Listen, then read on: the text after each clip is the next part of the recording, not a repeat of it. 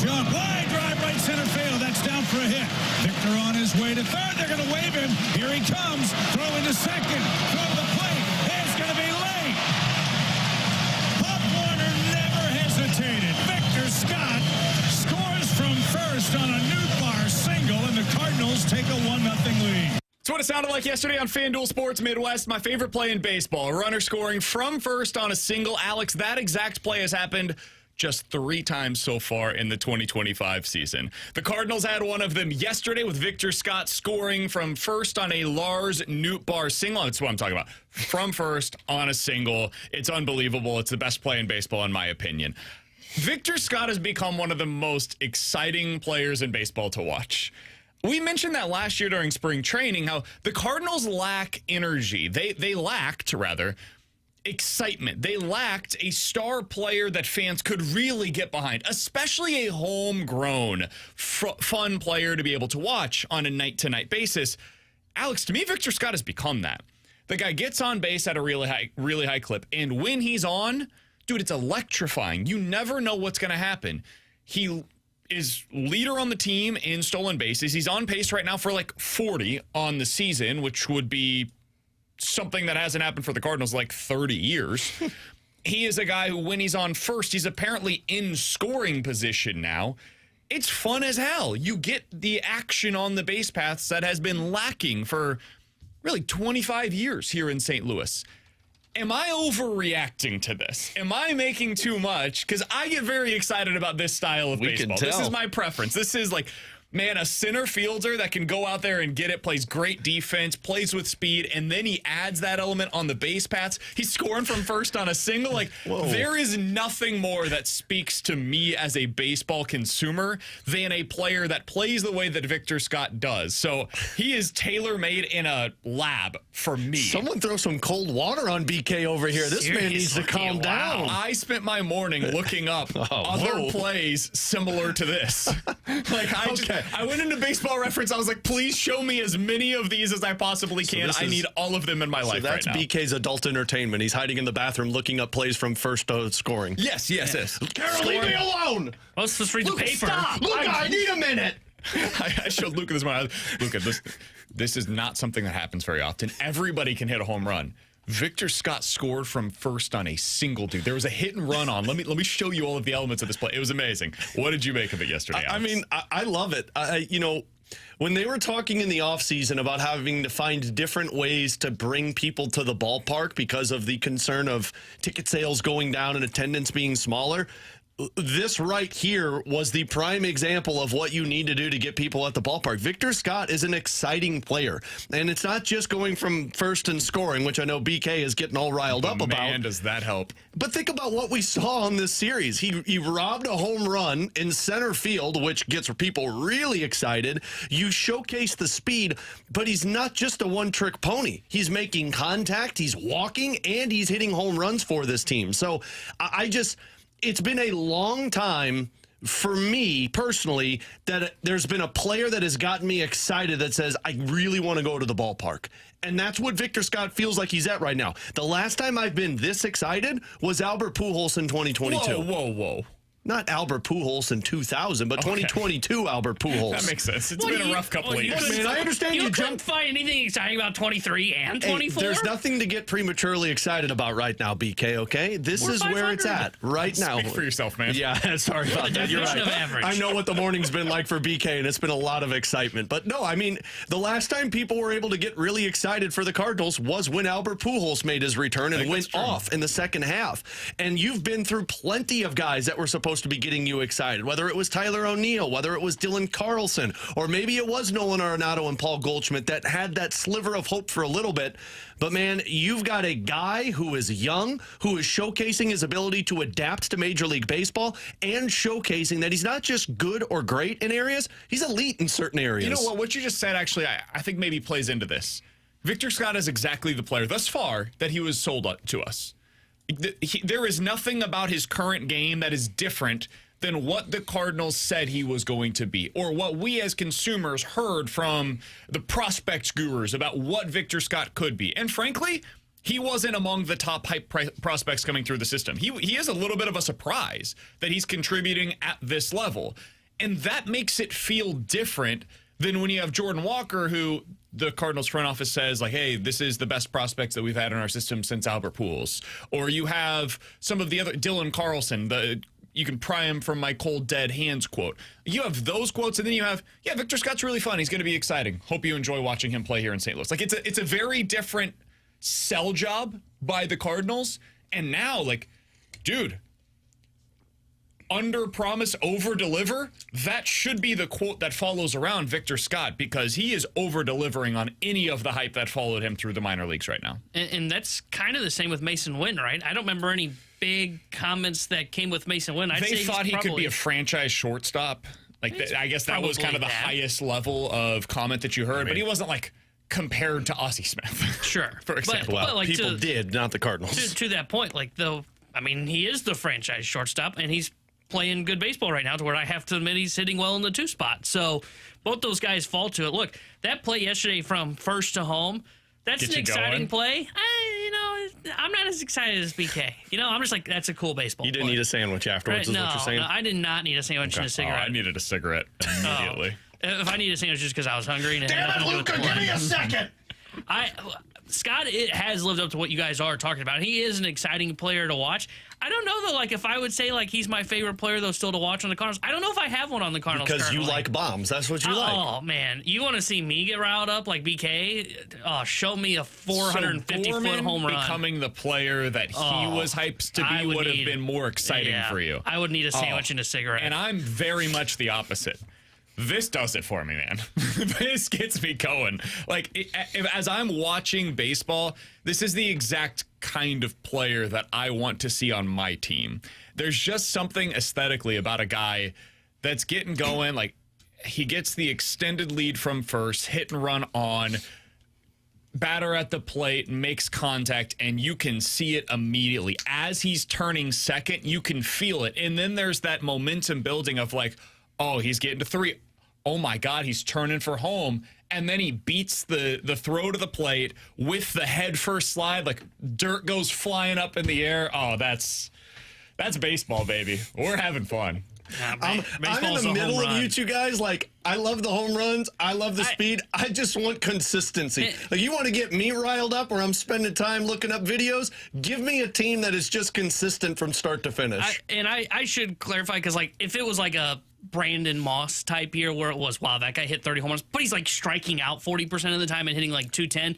That guy I don't completely enjoy. If Gorman was hitting like 240 and doing that, sure. The guys I really enjoy are the like Steady Eddie, Paul Goldschmidt type. Like, Goldie was my favorite player when he was here, right? Because you knew he was going to hit 30 home runs, driving 100 RBIs. He's going to play Gold Glove level defense. He had a little bit of that kind of silent assassin to steal second base to him, to where when he ran, you got excited. Like, that's the kind of player I like. Like, Ellie De La Cruz is the perfect combination between you and I, right? Provides that speed. Love watching him play. I mean, you look at what Ellie De La Cruz did last year. He hit 25 homers. Yes, please. And then he had 67 stolen bases to speak to you. And then he also adds in 10 triples and 36 doubles. Oh, yeah, that guy. That is the guy that I want. That's a unicorn. Him and Shohei Ohtani. Yeah. Like, yes, you're right. Those are the speak guys. to every kind of baseball fan. Seriously, would you like a superstar for crying out loud? You had that from 99 to 2011, and just reminisce on that one, because it's not going to happen again. You know who speaks to T-Bone this year is Pete Crow Armstrong. That's the player. Have you seen what he's doing right now for Chicago? I saw him strike out in a game I watched last night. He has 9 home runs, 27 ribbies, 12 stolen bases. He is batting .265 on the season, and T-Bone, for your viewing pleasure, a .540 slugging percentage on the year. Yeah. Also playing Gold Glove defense in center field. Like, Pete Crow Armstrong combined with Victor Scott. There's some really interesting young center fielders in the NL Central right now with those two guys doing it the way that they are. I'm starting to get uncomfortable in this room with you two. This is what we were sold, is that there would be some young guys that get you going this season. And for me, Victor Scott is that young player that gets me excited to watch baseball day to day. What doesn't get me excited is watching Nolan Gorman and Jordan Walker right now. What? T-Bone asked a question at the beginning of the season that I was like, I think it, I don't know. I don't really know how to feel about it. And now that we're almost 40 games into the year, it's coming true, the question that he asked. And we're like, it's a very legitimate question that the Cardinals might have to answer by the end of the season. Can this season be a success if Walker and Gorman don't hit? Because right now, those two guys are the two biggest liabilities in your lineup on a day-to-day basis. Both are hitting below 200. Neither is hitting for much power at all. Both are striking out. Both have the same issues of high fastball, low slider, and away. So we're only going to spend a couple of minutes on this, but Alex, to you, can this season be a success if those guys don't end up hitting? Yeah, absolutely it can. But the success comes with what you do after you find out about them. Because the whole point of this season was, once again, figuring out what you have in your roster. We just spent, 8 minutes talking about Victor Scott? You found out something about your roster that you didn't know you were going to have this season. Matthew Liberatore, you have found out something that you didn't know you really had. But this also applies to the negatives. You found out that Nolan Gorman's not the second baseman every day that you thought he was going to be. You find out that Jordan Walker is not making the adjustments necessary if he plays all season. But the success comes with you accepting who they are at the end of the season. And not doing we gave them a leash, we saw signs of positivity, and we're going to try and do it one more year next year.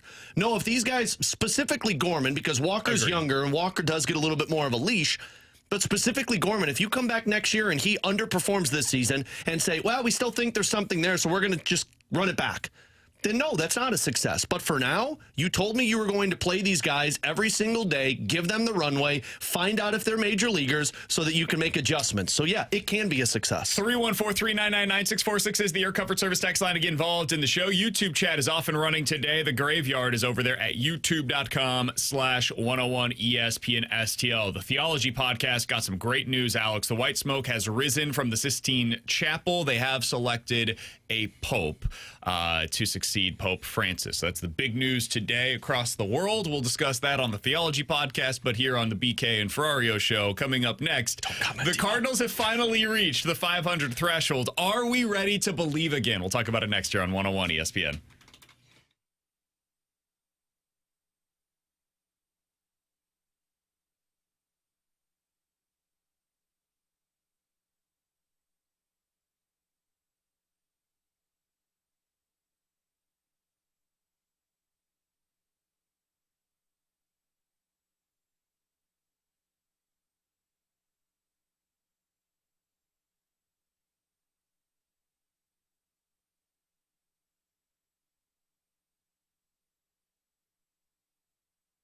Alex Ferrario with you to tell you about my friends out at Rhino Shield. Look, we got a ton of rain earlier today. We're going to get more rain as the week moves on, and that means, is your home ready to withstand all of these elements? Is it going to handle all of the moisture that we're going to get over these next couple of months? And then after that, is it going to be able to handle that UV rays from the sun beating down on the side of it? Because if not, then you need to call Rhino Shield, because their product is a ceramic coating product that is engineered to outlast paint. It blocks UV rays, so you're saving energy bills, or saving money on energy bills, I should say. It's also 100% waterproof. It resists chipping, cracking, fading, all backed by a 25-year transferable warranty. And it goes with whatever surface you have on your home, whether it's metal, brick, asbestos, block, wood, cedar, aluminum, everything Rhino Shield sticks to with that ceramic coating. So give Darren a call today. Have him come out and walk you through. He'll go through the process for you, the free estimate. He'll give you his opinion, what he thinks would look great on your home. And I promise you will be happy with the work of Rhino Shield. 877-25-RHINO. Just tell him Alex Ferrario sent you.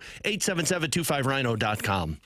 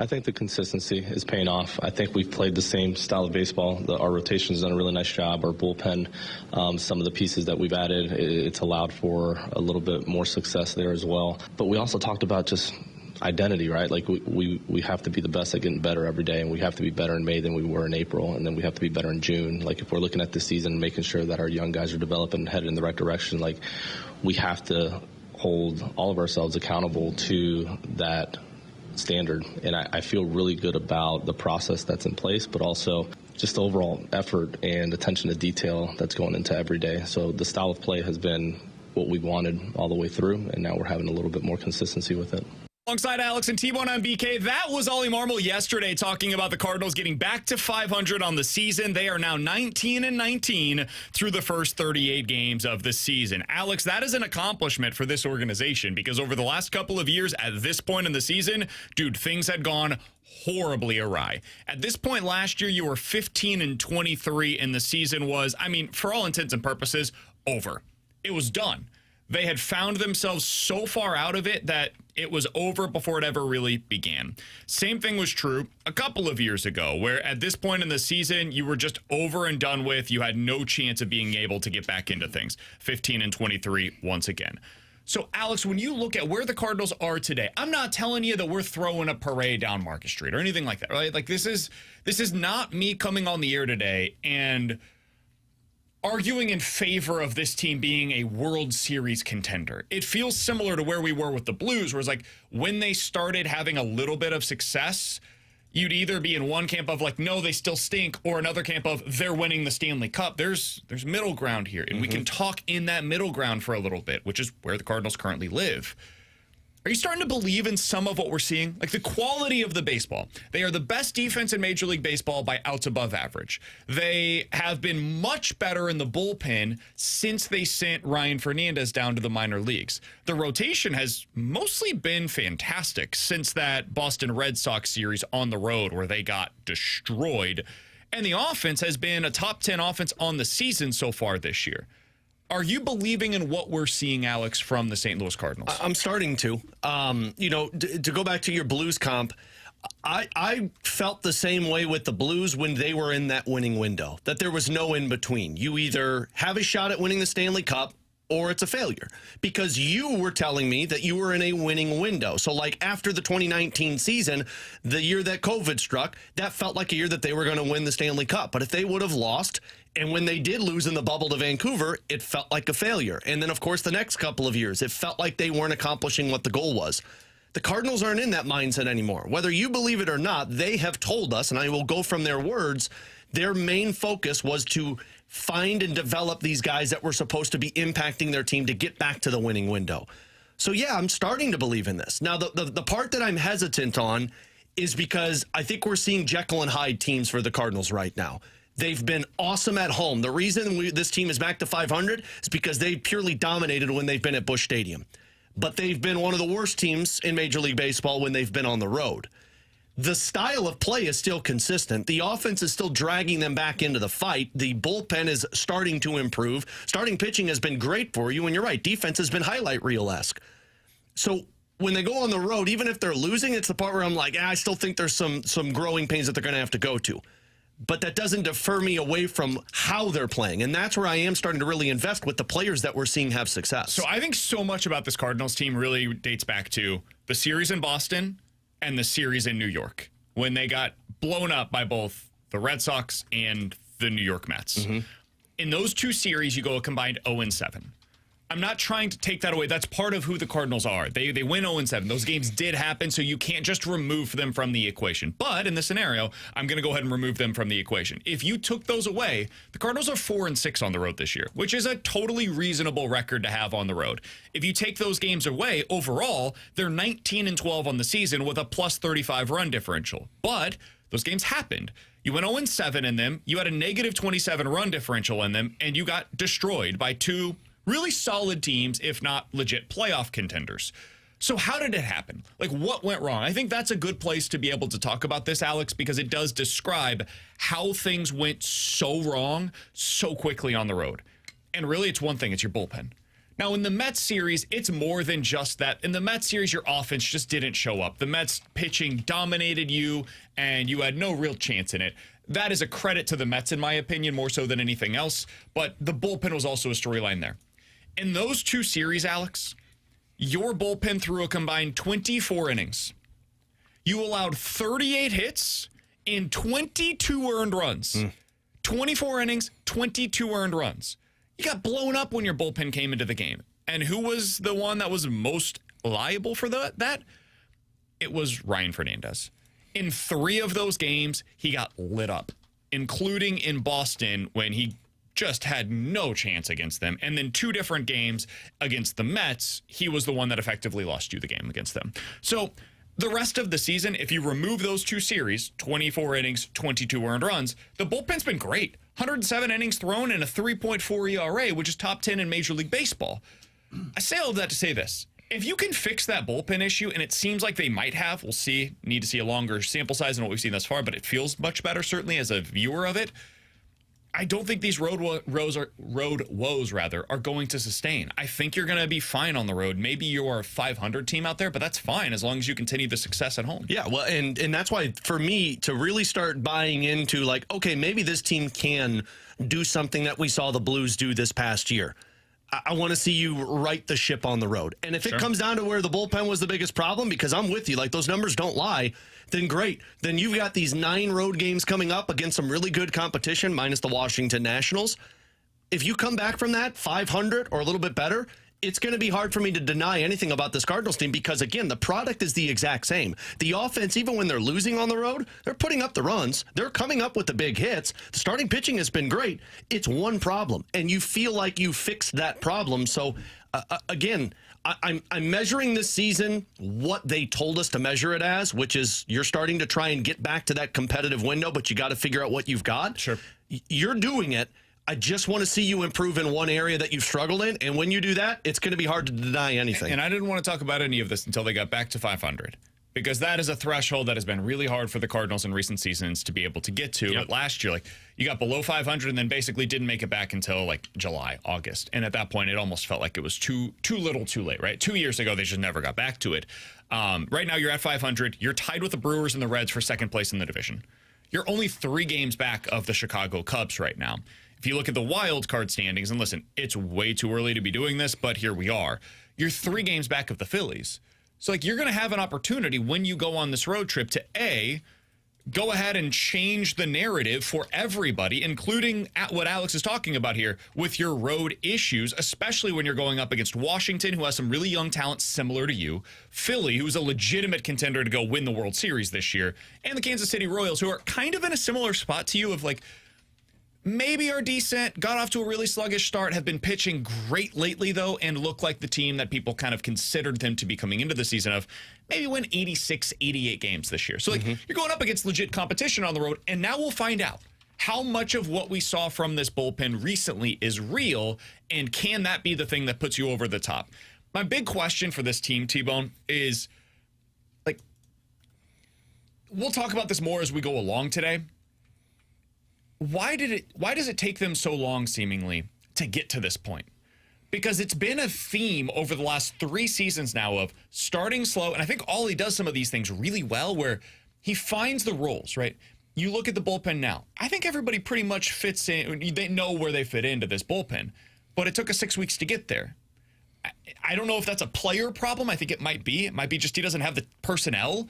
But, man, in future seasons, there is something that this team can learn from their struggles this year, but really over the past 3 seasons in April of, can you get off to a quicker start to avoid having that we've got to chase our tail just to get back into it situation? Army talked about that the other day with the Blues as well. Yeah, I think this year it just came down to really one player, and I know that kind of sounds odd, but it came down to their fear of dealing with pitching injuries because of their pitching depth. Yeah. And I think that probably is what it has been for at least 2 of the last 3 years. Now, 2 years ago, back in 2023, they just didn't have enough pitching. It fell apart, and they weren't willing to make external moves and be aggressive. So that one was on the front office. And I don't know who I would kind of, I don't know if say blame, but at least kind of do the kind of subtle point to blame the other person, is they felt they needed to be 8 starters deep. And the reason I say that is, their roster decisions around, hey, let's bring up Munoz, let's bring up O'Brien, let's try Swanson in the Fernandez/Roycroft roles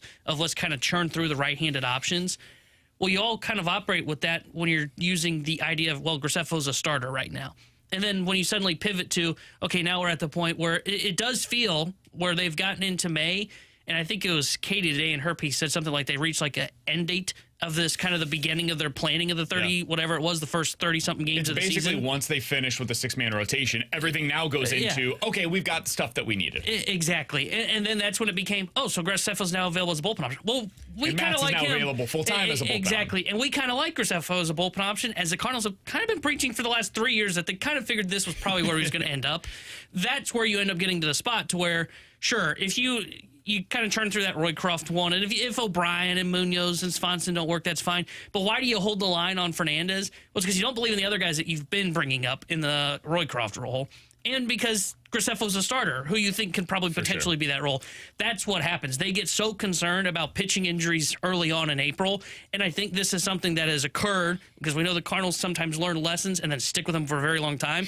This is a lesson I think they learned from 2023 and are still sticking and fearful of it. Yeah, we'll see if they end up switching on that going into 2026. That's the hope, at least. With Alex and T-Bone, I'm BK. Joey Vitale, Blues analyst, joins us next here on 101 ESPN.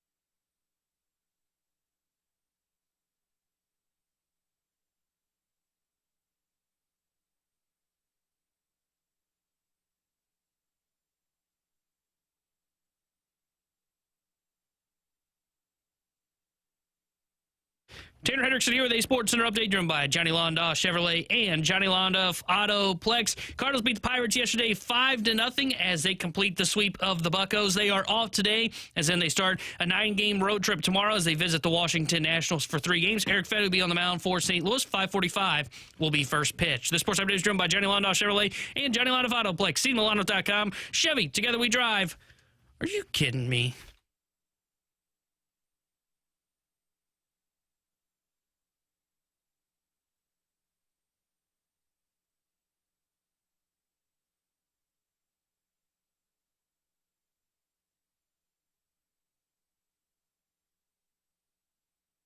Alongside Alex and T-Bone, I'm BK. Happy for our final conversation of the Blues season with Joey Vitale. He's the Blues analyst for 101 ESPN and, of course, FanDuel Sports Midwest. He joins us each and every week via the Callier and Thompson hotline, and it's been a pleasure to have him on all season long. Joey, one last time. Appreciate the time as always. How you doing, my friend? Joey! What are you going to do with your time off of the offseason? What's up, boys? What's going on? We're doing really well, man. So this is not the way that we wanted the season to come to an end. However, it was one hell of a ride. I mean, just an unbelievable season. You have the 12-game winning streak. They push it to the brink. Game 7 had them on the ropes, on the road. When you look back at this, now that we've had a little bit of time to process, Joe, what are your kind of final thoughts encapsulating the 2025 season? It was hard to break that one down, first and foremost, after the game because, Curbs and I, we were kind of still in shock. We were feeling what the players were feeling. Coming on that plane just an hour after their season is over. I've never been a part of a plane ride like that, guys, to be honest with you. There was really no complaining. There was no one's dauber was down. There was no motivation. It was just like everyone saw a ghost. Everyone was just kind of standing there, staring into space. It was really eerie. And I think everyone was just kind of in that shock mode. And that's certainly what Curbs and I felt as we had to quickly pivot away from the lead that was lost to the double overtime loss. So not only that, but the season's over. That was our game was, but they happened on the game. We're going to try to get a better connection with Joe here in just a moment. What he's describing, though, Alex, I think is what all of us were witnessing as we internalized what was happening. Like, you see the Blues take this lead, and you're like, oh, my God, they're going to the second round. They're going to play against the Dallas Stars. Dallas is banged up right now. Could the Blues end up in the Western Conference Final? Like, is that really in play for them? And then they score the goal, and you're like, oh, no. This can't happen. And then you see the next one go in, and immediately, at least for me, I had this feeling of, like, this gut punch. And okay, now going into overtime, my personal perspective was, how in the world are they going to be able to overcome that? Yeah. How do they even make it through this overtime without losing it there? And then they do. So I'm like, okay, maybe they're going to find a way to win this still. And they don't. It ends. It's so abrupt. So Joey Vitale joins us back here on BK and Ferrario. Joe, you were talking about how difficult it was to analyze that game afterwards and just the feeling of it. But they weren't somber afterwards, so continue from there. I apologize for the connection issues. No worries at all. Yeah, it was like everyone saw a ghost on the flight. That was what was really, really crazy. So it was hard to process it. It happens in game 1 and 2. You're like, oh man, this is tough. This is a tough one to swallow. But they happened on game 7. What made it kind of took it to a whole nother level. But now, as you mentioned, it's been a few days since it kind of slowed down here a little bit. And you look at what this season was. To me, I think it's just nothing but a successful year. At the beginning of September, you're looking at a team that's kind of on the fringe. They were projected to be a potential wild card team, and then as the season started, they fell behind the 8 ball. They couldn't put 3 in a row together. They couldn't get 3 above 500, and it was just kind of back and forth. I don't know if Drew Bannister. We learned pretty quickly, was he the right guy for the longevity of the 5, 6, 7 years? It didn't seem that way. It didn't seem like the players were responding right off the hop.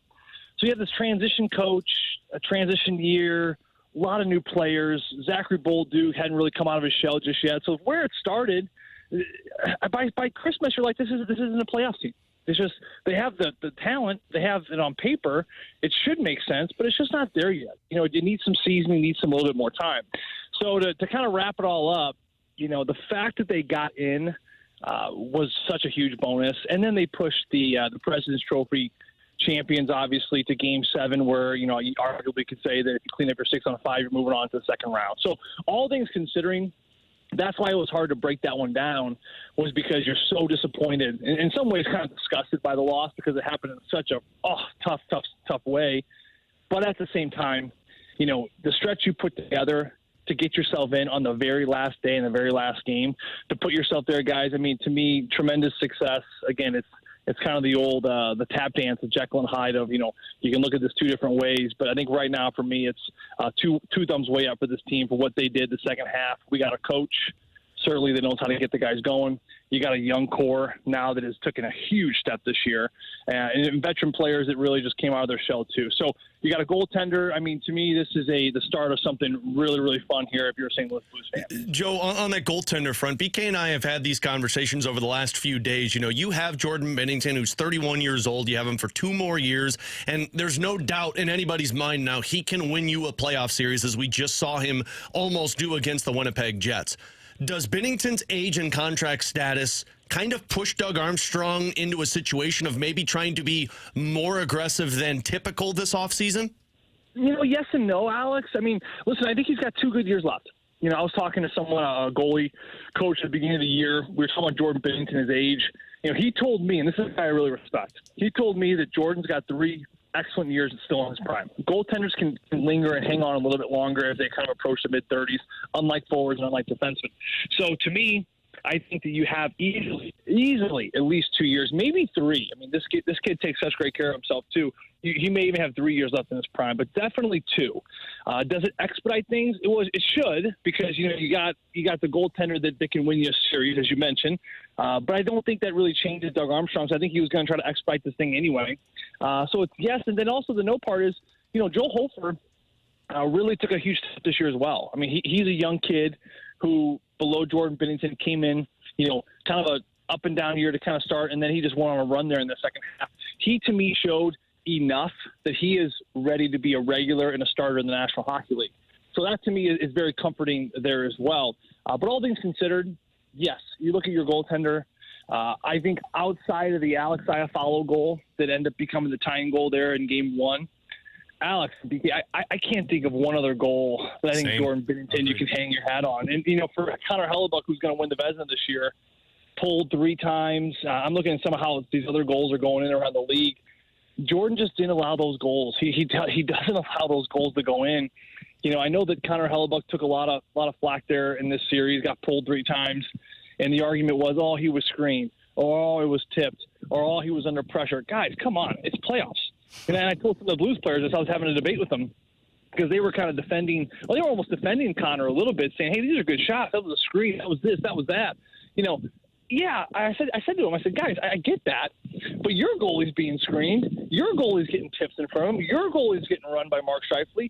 This is playoff hockey. So I get that it's, you can say what you want about Connor and how some of these goals went in, but at the end of the day, Jordan is a guy that makes the stop. You can go through the analytics. You can go through, as Connor Hellebuyck said, he's the most studied-up goaltender in the whole world. You can look at film. Guys, at the end of the day, it's simple. It's a simple game. Who can make the stop? Who can put their body in front of that puck and not let it go in? And right now, I'm telling you, there's something about Jordan that he still has that. He still has that ability, and I think he's going to have it for a couple more years now. All right, we'll get you out of here on this, Joe. Final question for Joey Vitale, Blues analyst for 101 ESPN and FanDuel Sports Midwest. We've been talking about this the last couple of days. You have a lot of insight not only into the Blues, but the entire NHL. If I put you in Army's shoes this offseason and I said, hey, you can go out there and you can acquire one player for this team that you think will put them into a better position heading into next season, who's the player that you would be wanting to target, whether it's via free agency or trade this offseason? Oh, man, that is put me right on the spot there. I have to kind of go through, the list of, restricted, unrestricted. I've got some UFAs for you, Joe, if you want them. The like upper 20s players that are going to be available in free agency. Who do you got? You throw a few out there. All I right. kind of give you some comps. Absolutely. Here are the guys that are available in free agency this offseason that are below the age of 30. Mitch Marner, forwards at least. Mitch Marner, Brock Besser, Sam Bennett, Nikolai Ehlers, Ryan Donato, Trent Frederick, and Alex Mangiapane. Those are kind of the top 7 names that are out there. The Trent Frederick one was interesting because, he got hurt, which was kind of a bummer. I know that everyone's kind of circled his name here in St. Louis because he's a St. Louis kid. I think he plays a hard Blues brand of hockey, which I love. And for that reason, I kind of got to go to the other one who plays the Blues brand of hockey. It's hard for me. I don't know, guys. It's hard for me to bring in, I'm not going to call him a prima donna type, but like a Mitch Marner, he's too pretty. He's too pretty to play Blues hockey. Am I wrong? I don't know. He's too handsome. He is pretty. His teeth look too good. His hair is always polished. His suits look. He's just too pretty. Like, I'm thinking Sam Bennett. The guy's rugged, got a massive mustache, and he plays a massive game like Trent Frederick. So, to me, obviously in a perfect world, I think Sam Bennett is a slam dunk home run. I've always loved his game, and I think it just fits the Blues mold. You look at how Blues won down the stretch, BK. They were physical. They were hit. They smelled. They crushed guys. I think you need players that kind of supplement that. Not to mention, when you get to playoffs, you got to either play that game or you got to figure out a way to play through that game, and I think Mitch Marner has taken a huge step this year, but you see how it's tougher for these skill forwards to kind of come in and play through the physicality of let's just say, a playoff series. I mean, Cole Perfetti had a great Game 7, but up to that point, he was nearly invisible outside the power play. So he had to take a step this year. You look at a player like Zachary Bolduc, who had a ton of success during the regular season. It took him a while to get his footing in this playoff series, if he ever really did. So it takes time for these skill forwards to really kind of develop into showing up in the playoffs. But a player like Sam Bennett, Trent Frederick, those guys are built and made for playoff hockey. And this is the Blues team that's going to make the playoffs here for a while now. We're heading into a really good stretch of being a Blues fan. Joe, real quick follow-up on that. Do you feel like that's the position that they should target, center versus winger or defenseman? Yeah, I do because, to me, Braden Shen, I think that he's a top 9. I think he was really forced. I think they forced him to be a top 6 this year.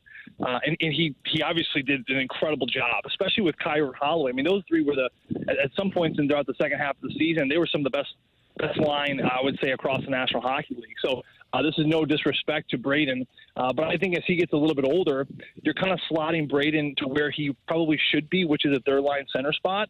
And I think that ultimately, I think you need a second-line center, a part of this group. I think you got speed and skill on the wings with Holloway and Buchnevich and Kyrou and Bolduc. I mean, look at this kid and Jimmy Snuggerud. I mean, the wings, you're good. You got skill on the wings. Robert Thomas is a bona fide number 1 center in the National Hockey League. You got depth with, I believe they're going to bring back Radek Faksa. I have a strong feeling there. Even Oscar Sundqvist. So from first line, third and fourth, I think you're all set with Shannon there as well. I think you do need a top 6 centerman. Sam Bennett would be just a slam dunk. No question about that. So to me, that's the style. That's the kind of ruggedness, that blue chip you need here to make this team even better. Because outside that, guys, I mean, my God, look at this defensive group. I mean, some of the best defensemen right now. Is probably the best defensive core in the playoffs up until when they got knocked out. And the goaltenders, as we mentioned, is no problem at all. Also, Joe, this is probably why you never played for the Blues, is because you were too pretty for it. That's right. Yeah. That's right. You got a beautiful face. We said we can't have Ryan Gosling play for the St. Louis Blues. Keep him in Pittsburgh with Crosby. Keep the beauties together, and we'll bring the rugged guys in. Put the Yinzers together at the same time. Joe, hey, man, we can't tell you thank you enough for hopping on with us every week throughout the season. I know with like 18 kids at home and like 17 birds now, you don't have the time to do this, but you crush it every time you come on with us, man, especially on the pre- and post games with me. So thank you for all of your time, man, and have a great offseason. Hey, thank you guys. You guys make this fun and easy, and I love your guys' afternoon show. I'm going to keep listening. If you ever want to call me on a Thursday just to bug me, we'll talk some shop with whatever's going on.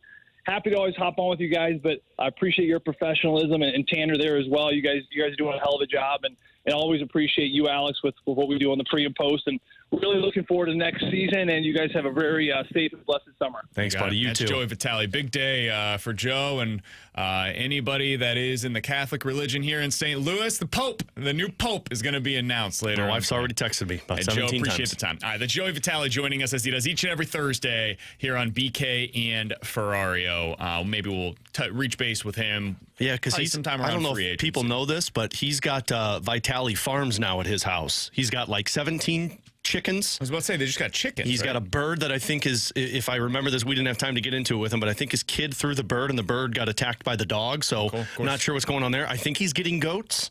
There are goats. There's going to be goats. So Joe has Vitale Farms this offseason, so we might have to check in with Farmer Joe. All right, so we got some news from the Pittsburgh Pirates that we are going to give to you guys coming up on the other side. Also a quote from the New Jersey Devils that I think we need to get into. We also have questions and answers. 314-399-9646 is the Air Comfort Service text line. Lots to get into. It's all coming up here on BK and Ferrario.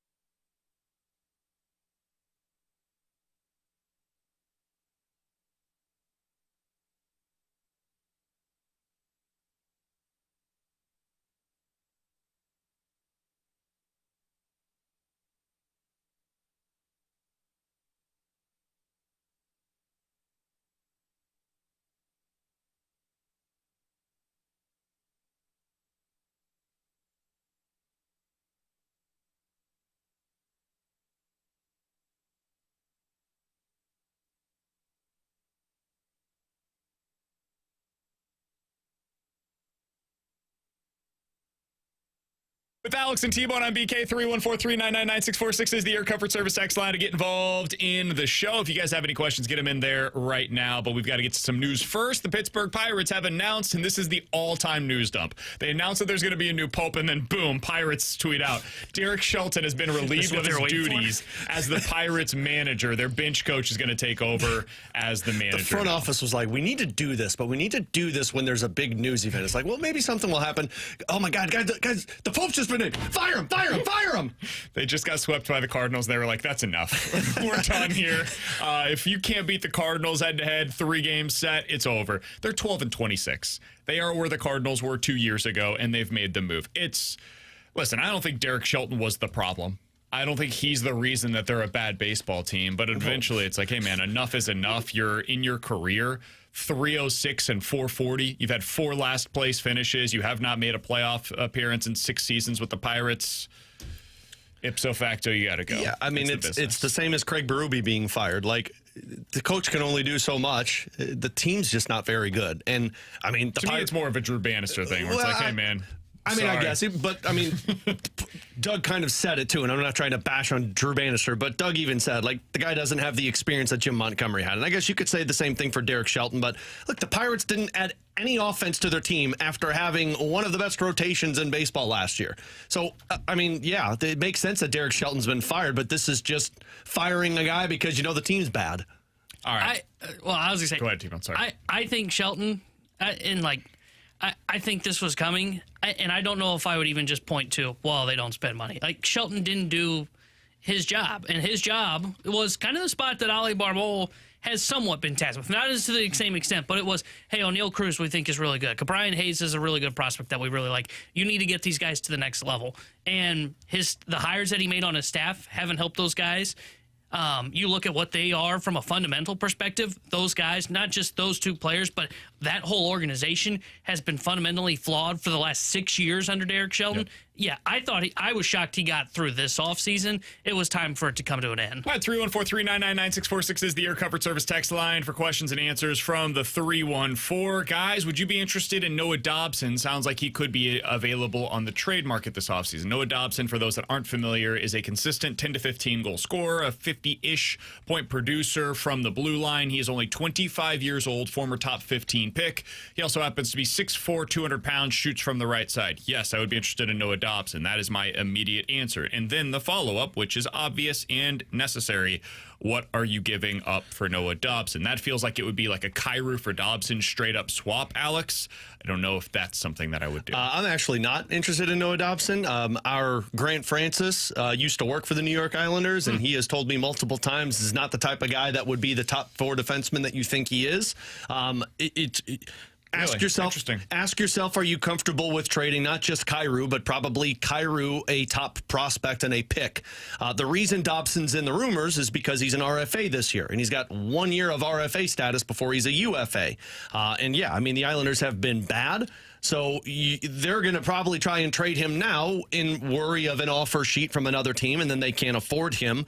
But no, I'm not interested in it just because of what I've heard about Noah Dobson not being the top 4 defenseman that you think he is. Interesting. I would think he would bring something similar to what Cam Fowler brings to the table. Could be. And if that is the case, dude, I couldn't sign up for that quickly enough. But it all comes down to the price. This is anything, right? We were just talking, Jamie came in here and he busted open the door and he he's said, angry. Why do you hate Sam Bennett? And I don't hate Sam Bennett. I love Sam Bennett. I would love to have Sam Bennett. It all comes down to what are you willing to pay? And if the Blues signed Sam Bennett, I would celebrate the move, but be cautious about it because there's going to probably be a few years on the back end of that deal that you don't love. Yeah. And you're signing up for that the moment that you sign a deal with Sam Bennett. With Dobson, it is really about what am I giving up? I'd be willing to take on Dobson for sure. And it's just a matter of what am I giving up for it. You're going to be paying him north of $8 million, which you've kind of already got one of those guys you have to pay. In my opinion, if you're looking at defensemen, you need to look at younger defensemen that can play the right side, which let me grab your hand and take you over to the New Jersey Devils organization, Brandon. All right, 314-399-9646 is the Air Comfort Service text line. Speaking of the New Jersey Devils, I want to get to that on the other side. What is the plan with Jordan Kyrou this offseason? And are the Devils a team that the Blues could be looking to target for a potential trade this offseason? The Devils certainly made it appear that way, and maybe not with the Blues, but with somebody. And we'll talk about that next year on 101 ESPN.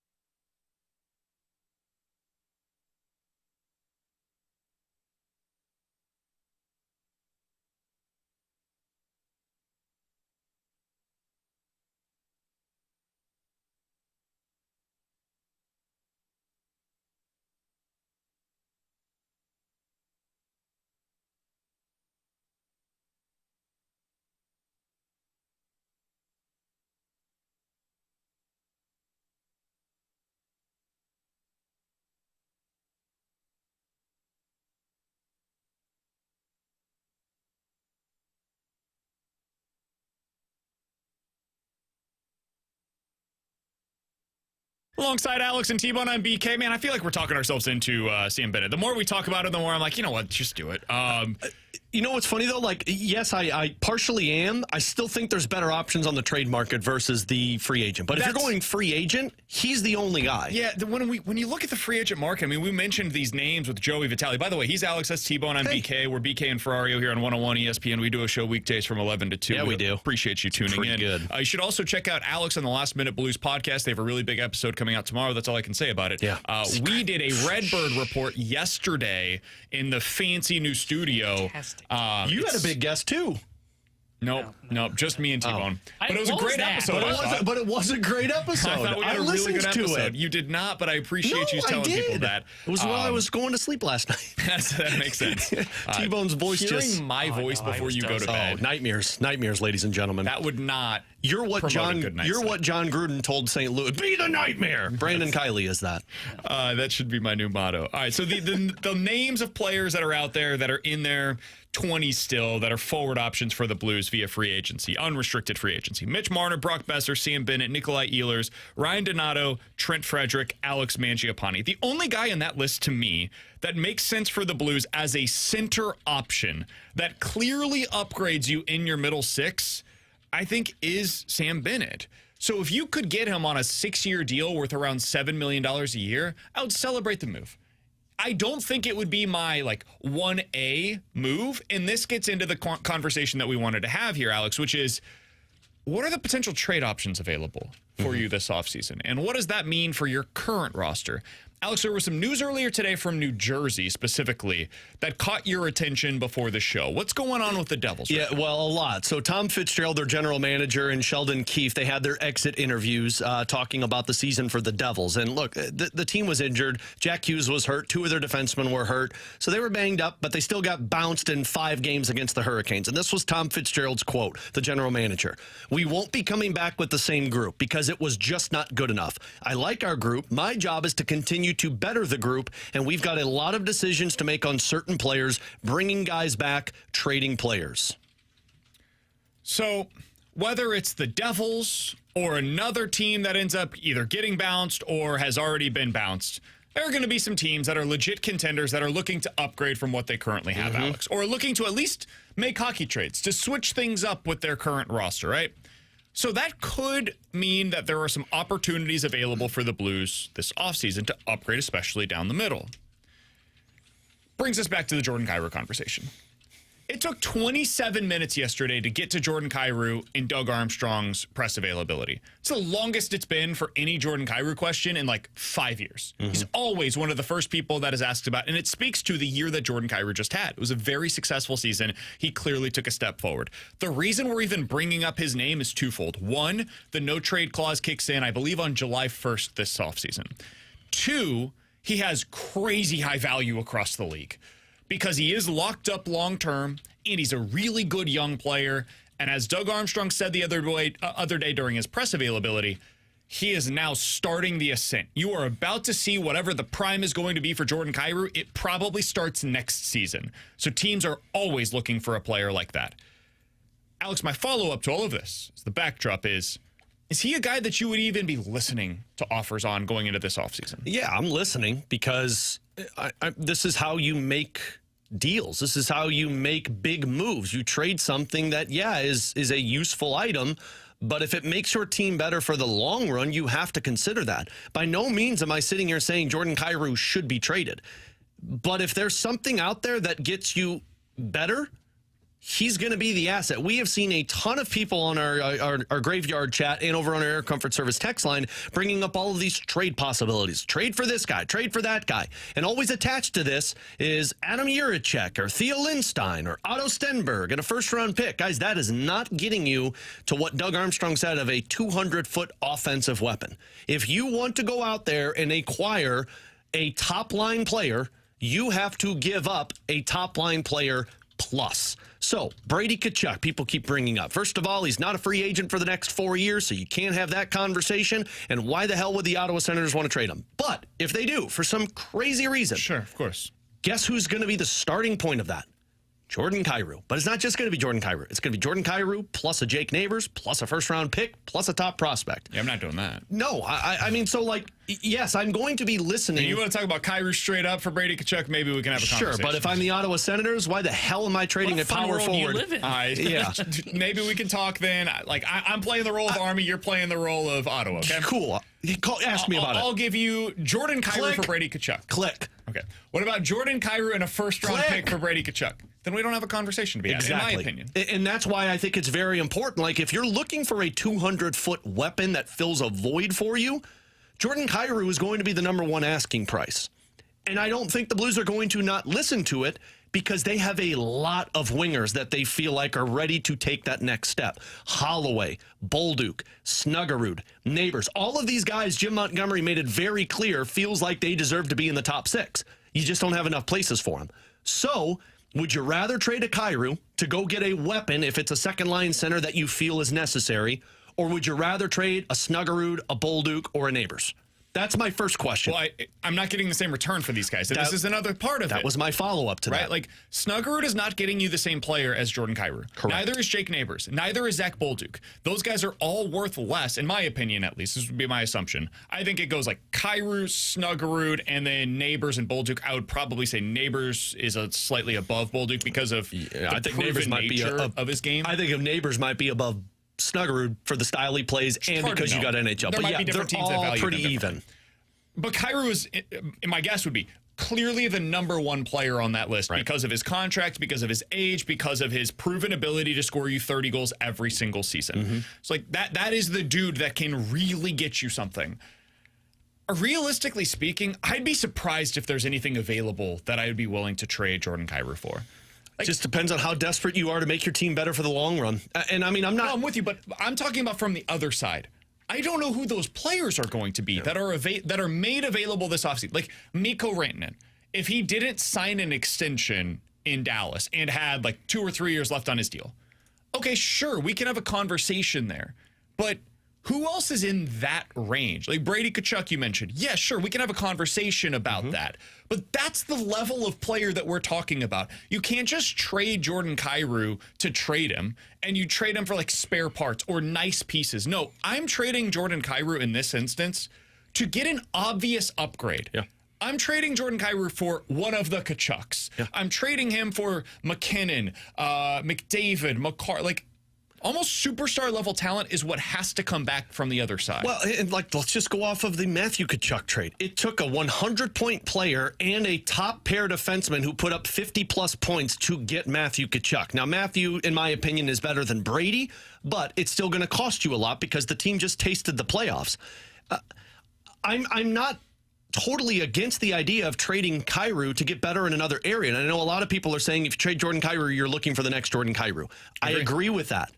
But I also wonder if the Blues think they have a couple of guys who can play to that level. So I think they might believe Snuggerud is that guy. And I think they might believe Dylan Holloway is that guy. I think Holloway is already, though, a piece. But Holloway wasn't a part of the factor into this last year. And so but now he was. Holloway was a huge factor in getting to the playoffs. What I mean, though, is before the season began. And they found but I don't think you can even look at it that way. Like, what you were this past season, you have to be better than that moving forward. You can't just, like, stay the same or stay stagnant. You have to improve on the team that you were this past year.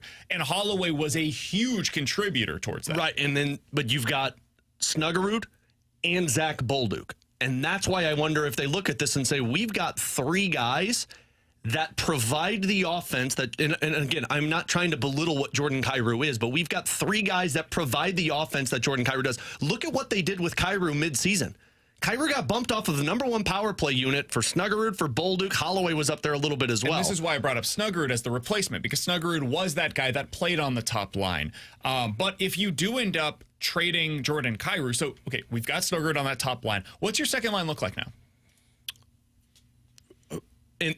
Like, let's say you're trading Kyrou and you get for a back second line center? Either a center or a defenseman in return for Kyrou. Because a lot of people are bringing up Nemec from the Devils, right? Yeah. He's a young defenseman. I'm not trading Kyrou for that. I'm not trading the Kyrou for a 21-year-old defenseman who is still an unknown. That's not happening. I mean, for me, my top 6 would be Buchnevich, Thomas, Snuggerud, Holloway, insert second line center here, Jake Neighbors. Is that better than what you had? Or Zach Bolduc, whoever you want in that spot. I think that's worse. Depends on the center you're bringing in.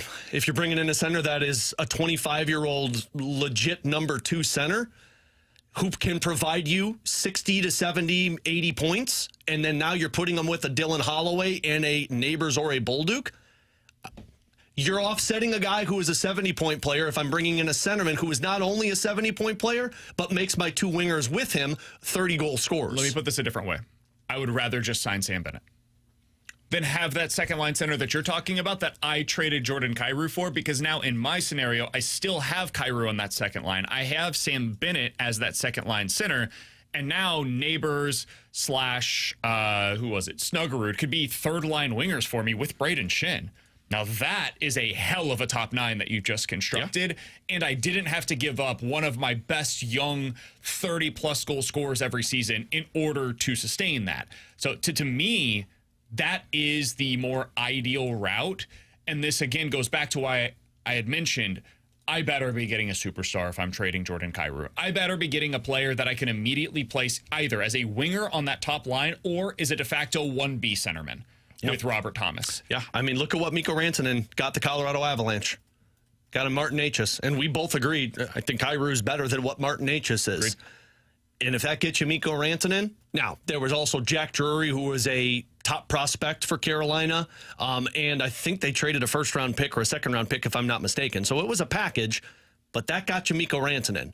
So if I'm going to trade Jordan Kyrou, I need to be looking at this saying, I'm getting a legit top 6 centerman that can fight as a number 1 centerman with Robert Thomas. T-Bone, you've just heard us go back and forth for the last 6 minutes. Where do you fall on this? I wouldn't trade Jordan Kyrou this offseason because I just don't think there is the upgrade to be had there. I mean, this is a guy that's a top 20 goal scorer in the National Hockey League. I mean, he just finished tied for 16th in goals. And look, I know his points aren't necessarily there, but he had 70 points still. And I think the part that is still encouraging for me, and this isn't so much on the offensive side, but he still is improving, right? His defensive game was much better this year. And if he's improving his defensive game, maybe there still is more in the tank to where he can become a 40-goal scorer for you. I just don't see where that upgrade comes. I would not trade Jordan Kyrou this offseason. I don't even see where the player is that you're getting that in return. The one thing I will say about Kyrou is... from what Doug Armstrong told us yesterday, or a couple of days ago, there's no more leash for Jordan Kyrou improving. You make mistakes. That was about Zach Bolduc. That was about Zach Bolduc. But what I mean by this is Kyrou, if he's in the prime of his career, look at how they treated him this year. Late game situations, you're not touching the ice. Sure. And that's where you're at right now. And there's no real room for growth with him anymore. You need to be the player that they expect you to be. If you're not the player they expect you to be from start to finish, then that's a problem. Somebody on the text line asked a fair question from the 314. Guys, I'm a total novice when it comes to the NHL. Can you compare him to like a baseball or a football player? I'm going to try to do this to a football player. You guys tell me if it's totally off base. I think having Jordan Kyrou is similar to being the Green Bay Packers and building around Jordan Love. Jordan Love is a obvious talent. There is clear and obvious ability there. I have no idea if he's ever going to be capable of winning you a Super Bowl. No clue. But you don't just trade Jordan Love for the hell of it because you have an answer at the quarterback position. He's young, he's fun, he's exciting, he's a guy that can be a franchise-level quarterback, and you might be able to win something meaningful with him. The only way you would trade Jordan Love is if there's an obvious upgrade, the way that the Rams did when they traded Jared Goff to go get Matt Stafford, right? If you can get a top 5 guy, cool, go get the top 5 guy. But Jordan Love is top 12-ish. I think that's probably the closest comparison that I could come to because of the age, because of the ability, because of the flashy style of plays. But Jordan Love comes with some real interception issues. He's going to make some plays that make you want to pull your hair out if you're a Packers fan. So that would be my personal comparison. I don't know if there's a better one. I mean, I don't really have a comparison, but I can put it into like layman's terms. Sure. I mean, Jordan Kyrou is a guy that is a goal scorer. He's a goal-scoring threat. But there are other areas of his game that don't live up to a top-line player. Now, did it improve this year? Absolutely. But he's still not the go-to guy. Can you acquire the go-to guy for Jordan Kyrou? I guess this is where I don't know if I'm pushing back, but I am asking more of a question because you just put that in layman's terms. Mm-hmm. Can we call him the top-line guy? He's not a top-line guy. He's a second-line guy. That's and I don't think I don't think the expectation from the front office is he's going to become the top line guy because they're not expecting him, Booch, and Thomas, in my opinion, to be their top line moving forward. I think their top line moving forward is Booch, Thomas, and Snuggerud. And this is how you allow Kyrou to, whether you want to say there is another level or not, Kyrou was just a 36-goal scorer, top 20 in the NHL by not being a top line guy. Who's not a top line guy? Matthew Tkachuk. Doesn't play on the top line. I'm serious. He does not play on the top line for the Florida Panthers. Yeah. So, this is all true. I don't want to hold it too much against Jordan Kyrou, considering the guy that we think is one of the best hockey players in the world doesn't play on his own team's top line. Well, and the reason they don't is because Sam Reinhart's there also, who is also another top line guy. And that's the one thing that the Blues don't have yet. But so is Carter Verhaeghe. And, you could make an argument that you're hoping at least the Snuggerud and Buchnevich combination can be similar to that. Yeah. I mean, everything you guys are saying is absolutely correct. And by no, Kyrou has made improvements. I've talked about that this season. He has not been a liability this year. He's part of the reason, a big part of the reason you went into the playoffs. But I'm laying out the picture in front of you that for all of these people that want to see trades, if you want to go get the guy that is the ideal player, the team is not going to trade that player for Otto Stenberg, Zach Dean, and a first-round pick. Yeah. You are trading Kyrou. They're going to call and say, give us Thomas. And they say, bleep no. And then they're going to go to Kyrou. And then they're going to go to Snuggerud, Bolduc, Neighbors, Holloway. Who are you comfortable moving on from? Yeah. I think a lot of people would say, yeah, trade Jordan Kyrou. Fine. Understand what you're losing in it, though. And this is why Jamie came in and said, just go sign Sam Bennett. Yes, it's going to come with some downside risk, but if you really want to immediately get better, Sam Bennett's probably the best way to do so. Or trade for that next level down. Sure. There's a Ryan McLeod I brought up yesterday from Buffalo, who's a 25-year-old centerman, who's a middle six center. Doesn't have to be a clear-cut number 2 centerman. It can be a step down from Robert Thomas, or go to Ottawa and ask about Shane Pinto. There's guys you could still make trades with that aren't going to sell Jordan Kyrou. He's Alex, that's T-Bone, I'm BK. It's BK and Ferrario here on 101 ESPN. If you guys would like to get involved in the show, the best place to do so is the Air Comfort Service text line. That's 314-399-9646 is the Air Comfort Service text line. Also, the YouTube chat is always available for you guys as well. YouTube.com/101 ESPN STL. The studio cams are powered by the Air Alliance team. Coming up next, how would the Cardinals approach the trade deadline if they are still in the race? We'll talk about it here on BK and Ferrario.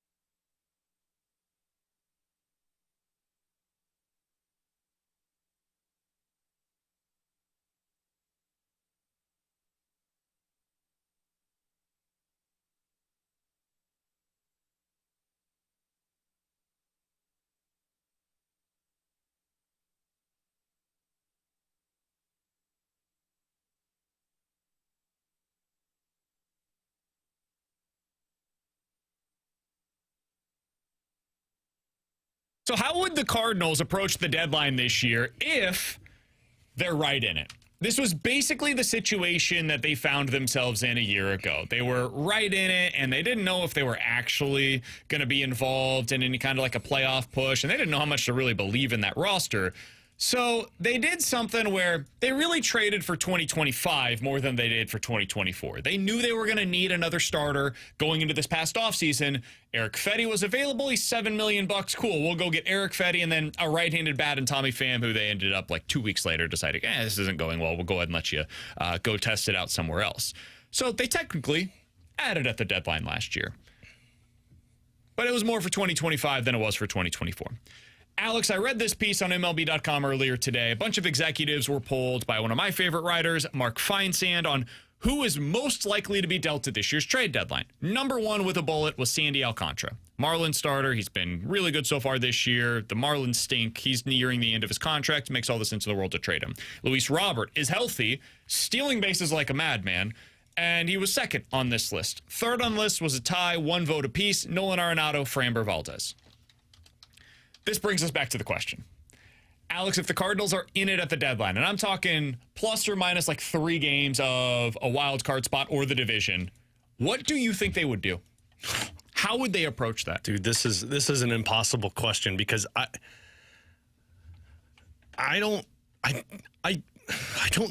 know. I don't believe the Cardinals would go out there and add. Now, maybe they go out there and like low key bring a couple of bullpen arms in that can help them, kind of like they did in 2011 when they brought in Zipchinski and Vitale, and they're like, cool, there's the pieces we needed. I don't see them going out there getting a star-studded starting pitcher, and I don't see them going out there and getting a big impact bat. Part of me feels like if they're in it, they just stand pat. And they just say, look, we made this push with this team.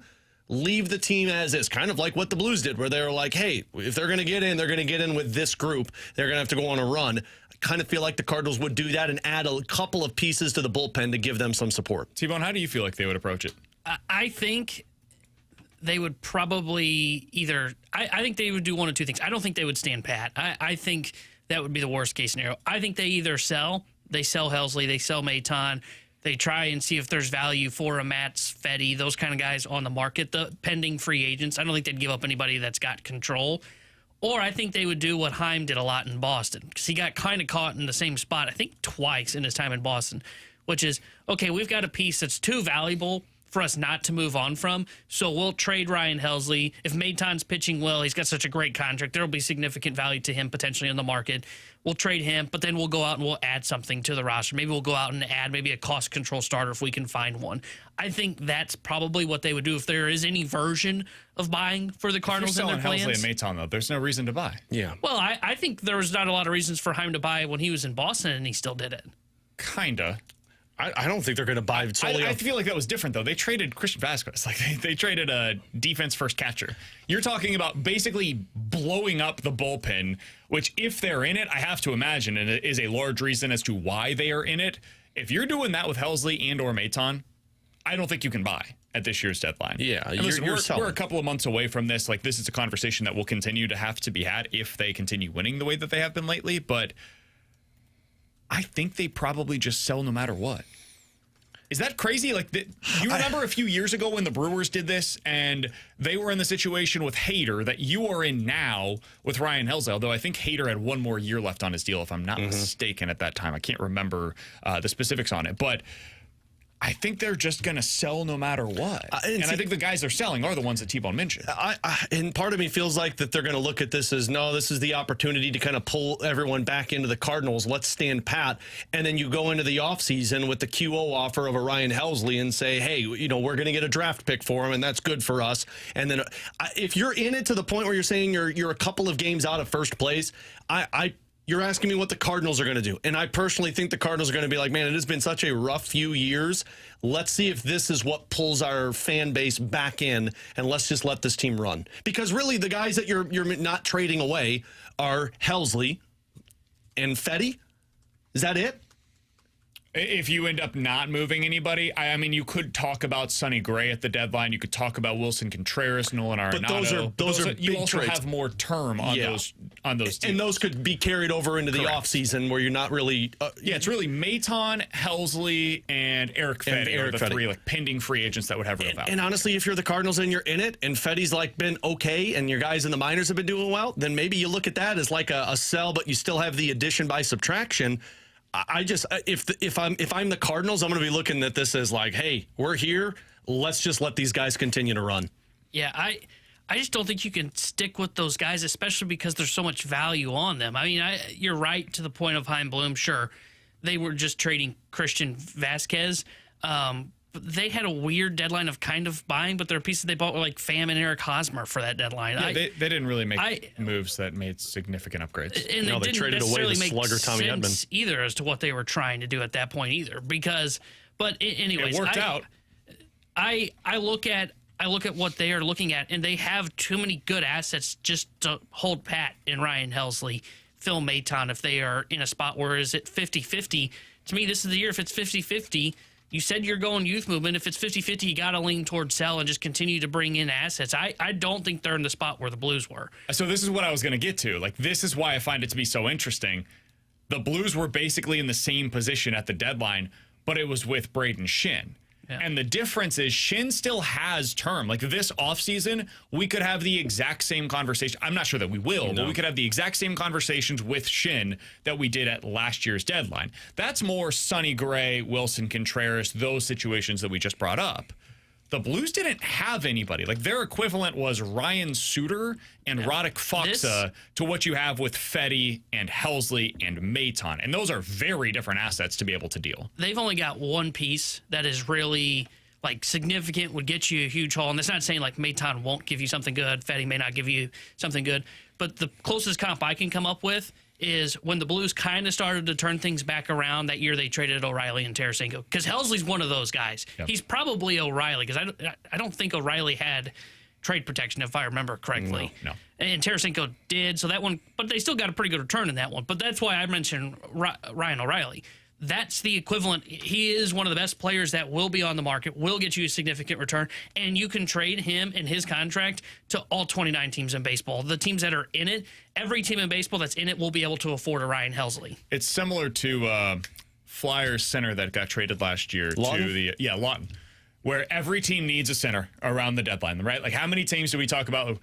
They need a second or a third line center. That's what they're looking for at this year's deadline. Lawton was the guy that became available that could actually plug that hole for teams, and he got a king's ransom for the Flyers because of that. Got a top prospect and a first-round pick to a guy that has been playing third or fourth line center minutes for the Toronto Maple Leafs down the stretch here. So that's Helsley is a better version of that, and that's what it'll be at the equivalent at this year's deadline. I think you probably have to move him. The only way you don't is he gets hurt or is ineffective, and therefore the asking price is not what it would have been otherwise.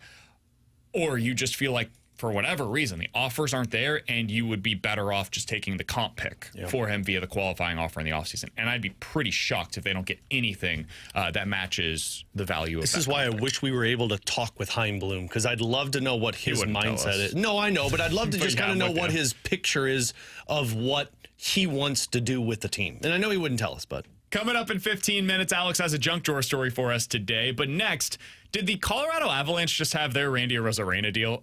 And did it actually hurt even worse than the Randy Arozarena deal did here in St. Louis? We'll talk about it next year on 101 ESPN.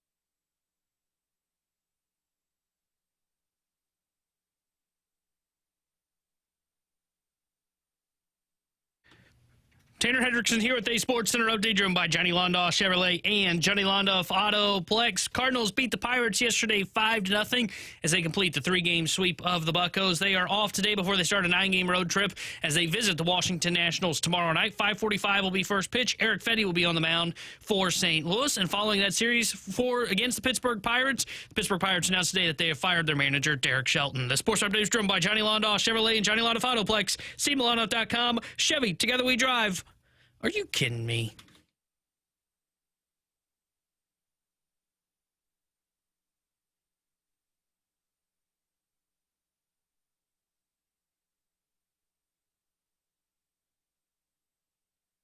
Duchesne, nice job. Sends it across. Rantanen in front. Score!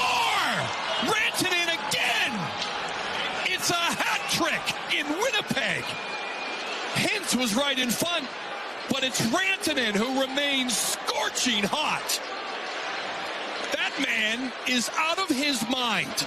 Mikko Rantanen so far this postseason, Alex, 8 goals, 7 assists. That's 15 points. Somehow only a +1 on the ice, which doesn't make a whole lot of sense to me. A lot of power play goals. But over the course of his last 4 games, he has all 8 of those goals. Most of that coming over the last 2, in which he has a hat trick in each of them. With Alex and T-Bone on BK, it's BK and Ferrario here on 101 ESPN. So he has a hat trick in one period against the Avalanche to win the series. He had the 4 points in a period against the Avalanche the game before, and then yesterday a natural hat trick once again. Alex, this is giving me vibes of that Randy Arozarena deal, where the Cardinals trade him, he goes on to become Babe Ruth in the postseason, and we're just watching it from afar like, what the bleep? Like, where did this come from? Now, there are some key differences. Mikko Rantanen was this player already for the Colorado Avalanche. Randy Arozarena was never really given that opportunity here. Rantanen was a star, no pun intended, for the Colorado Avalanche, and then was dealt because they couldn't get some kind of a deal done, and their GM came out the other day, and he was like, yeah, we just couldn't build a team around him. You can't have 3 guys making that much money. It's too hard to do. So then he goes into the playoffs against that team that traded him, and he goes crazy, sending them home in that game-deciding performance. What has it been like for you as a hockey guy to watch what's taking place right now with Mikko Rantanen shoving his former team back home and now doing it again against the team that just sent the Blues home? There is a internal satisfaction of watching Colorado get beat by that guy. Because I said it the moment he was traded, that was the dumbest trade Colorado could have made. And I get it. People were like, but Martin Necas, he's 2 years younger than Mikko Rantanen. That's crazy. BK, would you like to have a guy 2 years younger for the next 3 years who averages about 55 points a season, 25 goals a season? Or would you rather have a guy who's 2 years older for the next 8 years who averages 45 goals a season and 100 points? That's insane. They traded Rantanen because in their world, we couldn't re-sign him. No, you could have re-signed him. It's just you were going to be paying 3 guys a lot of money to carry your team. And I know that sucks, but I think the Toronto Maple Leafs are doing at least okay with it now. And they've had more, or Colorado's had more playoff success than what Toronto has had with also 3 guys. Tampa has done this. Florida Pittsburgh did it with Malkin and Crosby and Letang. So I don't want to hear the whole we couldn't have gotten it done. No, you could have. You traded him for Martin Necas, who's a really good player, but he's at best a second-line player, top-line winger with McKinnon. And then he didn't work out in Carolina, and Carolina just was like, cool, we'll stick it to the team that gave us this crap deal, and we'll send him back to the Central Division. This was the best move that the Dallas Stars could have made by acquiring Mikko Rantanen from Carolina because they knew they were missing one piece. We're missing a difference maker. We're missing a finisher on the top line. And guess what? Carolina lost because they didn't have difference makers, finishers, specifically on the power play. And Dallas did have a finisher that did it in the third period. So, again, sometimes you make trades and you're trying to be aggressive. Sometimes you're trying to be smart for your future. But there are other times when you make trades to be cognizant of all of that and then set your team up for demise down the road rather than success. Yeah, I just... Man, sometimes you have deals that in the moment, like the Luka Doncic trade was one of those this year at the deadline. You knew at the moment, like, what are you doing? If you're the Dallas Mavericks, how do you not understand how this is going to be viewed by your fan base? And this is different than that. That would be like trading Nathan McKinnon. Yeah. If you're you don't trade that. The Avs. And they didn't do that here. They traded the third piece, right? It's McKinnon, Makar, and then also we have Rantanen in here. But, man, when you have that kind of starting point, it makes everything else easier. Like, the Avs had what we've talked about the Blues. It's impossible for them to acquire. The Blues can't go out there and get the McKinnon or the Makar or the Rantanen because they never become available. And then the Avs, while having those players in place, willingly said, well, actually, we're good here. Mm-hmm. And so I do find it to be a fascinating case study because I also mentioned the other day, Alex, I think we might be reaching a point in professional sports, especially cap sports, where the most important thing is not having any liabilities, whether that's on the ice, on the court, on the field, whatever it might be. Just having a really solid lineup throughout is the most important thing you can have. And it sounds like that's the theory that the Avalanche implemented here, where they're like, hey, if we pay Rantanen, we're not going to be able to fill out our roster. We will have to have massive liabilities on the ice at any given time because we just won't have money to spend for that $4 to $5 million really solid veteran to fill out our middle six. And so now they're going down this path. And right now it hurts like crazy because of the way that they went home, because of what Rantanen is doing. And I think it's going to continue to hurt. I don't think that we will look back at this trade as being the right move for the Avs. Mm-hmm. But is there a way where it does end up working out for them? Like, can this become the Liberatore trade where some people will argue maybe it works out if Libby ends up becoming a really solid middle of the rotation starter because you would be that person? I don't think so. Like, to me, they screwed up when they gave Valeri Nichushkin a long-term contract of paying him $6.2 million because he's 30 years old. $6.2 million he is making next year and also making until the year 2030. And on top of that, they acquired Charlie Coyle from Boston this past trade deadline because they needed to stack the depth of that roster. He's making $5.5 million next year. That's almost $11.5 million that those two guys are making when Rantanen was probably going to ask for 12 because he said that, well, yeah, he signed the contract with Dallas. He was willing to listen to deals for the Colorado Avalanche. Yeah, you know how you make it good? You go out there and you win multiple Stanley Cups. But here's why I'd be worried if I'm Colorado. Because now you don't have a pipeline anymore. You've put all that out there to win the Stanley Cups and make the trades that you did. The guys that you have in place are the guys you are riding with right now. You still have McKinnon, who's 29 years old. You still have Makar, who's 26 years old. But you also have a 31-year-old Nichushkin, a 30-year-old Lehkonen, a 29-year-old Ross Colton. You now don't have a middle six center because Brock Nelson's going to be a free agent. Are you going to pay him $5 or $6 million? Probably. My guess is they chose, I know this sounds crazy, but I think they chose Brock Nelson or somebody that is the equivalent of Brock Nelson over having the ability to. You chose Nichushkin, Coyle, and Brock Nelson over the ability, and that's going to be about $16 million that you could have gotten Rantanen and a $3 or $4 million player to be a middle six winger. So I personally think this was where you screwed up. You should have ran with the three-headed monster of Makar, McKinnon, and Rantanen for the rest of their careers and just see what happens. Coming up next, we're going to dive into the junk drawer here on BK and Ferrario.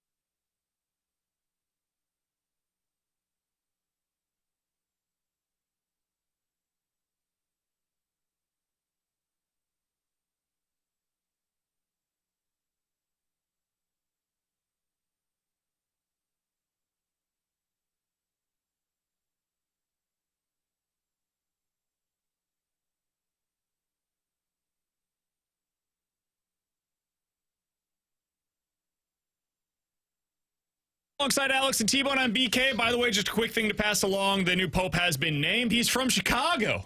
Boo, right? Chicago? We don't like Chicago? Or do we like Chicago now? I saw somebody, we like Chicago for this. Okay. Or at least some do. I was going to say, okay. I saw somebody say Chicago produced a Pope before they produced a 4,000-yard passer for the Chicago Bears. Thought that was a pretty good one. They said we got a new Pope before Joel Embiid made it to the Eastern Conference Final. See, there you go. Yeah, United States.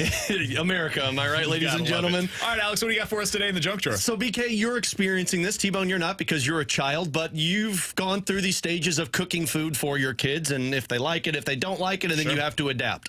So last night, I try all different things. So last night, I made homemade chicken taquitos for my girls. I figured it's something small, crunchy. They'll be up for this one. They love tacos. So I made it, and in the middle of chaos, they're eating dinner, and I'm giving my youngest, Olivia, a bath. And I walk out after getting her ready in her PJs and come get the bottle, and everybody's done eating. And I'm like, did you guys eat already? And they're like, yeah, it was good, Daddy. It's what Adelaide told me. And so their plates were clean. And so I'm like, all right, cool. And so they were sitting down watching. Yeah, I'm like, this is great. It's like, watch Daniel Tiger. I'm going to get Sissy down, and then I'll come get you guys. Katie just texted me a picture, and I'm going to pull this up for everybody. So we have a fruit platter on our counter in our kitchen, and typically it's where we put all of our bills. And it had a stack of stuff that we're going through right now for next month. Katie sent me a picture of this taquito that is half eaten. I'm showing it up on our YouTube channel. And she goes, what is this? I said, oh, that's Adelaide's dinner from last night. So when I was in the bathroom, she took the taquito, half-eaten taquito, mind you. She put it in the plate and then covered it up with all of the papers and said that it was gone. Sure. So now Smart, honestly. You can't even be mad. Dude, that's just well done. That's what I texted Katie. I said, well, problem one, now we've got a kid who knows that she can lie to us, which we'll address when she gets a little bit older. But problem two, this kid is a genius. So... I mean, it's kind of brilliant. It's really hard to be upset about something like that when she outsmarted you, man. Yeah, and like typically it's like you hide it under the table or you throw it on the floor or you put paper towels all over it. No, she lifted up all of the papers in that bowl, put it in there, and then covered them back up and was like, Daddy, I ate it. And she goes, Daddy, it was really good. I liked it. I'm like, you son of a nutcracker. We're just going through a stage right now where Luca exclusively wants to eat popsicles, so we're trying to handle that. Oh, God, yeah. You know what we do with that? We do the Pedialyte popsicles. Yeah, I mean, we have others. Like, it's not like your traditional, no sugar added, all that stuff, right? Like, we do what we can. But now it's a matter of, like, he gets to the dinner table and says, I'm all done. I'm ready for a popsicle. And it's like, no, dude, you didn't eat literally anything. So I can't wait for that stage as well. Ours just keeps getting better. Ours are gummies. They and so we have like the natural fruit gummies that is like, it's not the end of the world that they're eating them, but ours is always like, Daddy, I ate. Can I have more gummies? And I'm like, no, you eat your dinner. And when I tell them to eat their dinner, my middle Emma, she'll pick it up and she'll do one of these. Oh, yeah, smallest bite possible. I ate, Daddy. I'm done. She's like, Daddy, look, it's in my mouth. I'm like, I literally don't see anything. So, no, you're not getting gummies. Alongside Alex and T-Bone, I'm BK. It's BK and Ferrario here on 101 ESPN. Coming up next, can the Cardinals season be considered a success if Gorman and Walker don't start hitting? We'll get into that here on BK and Ferrario.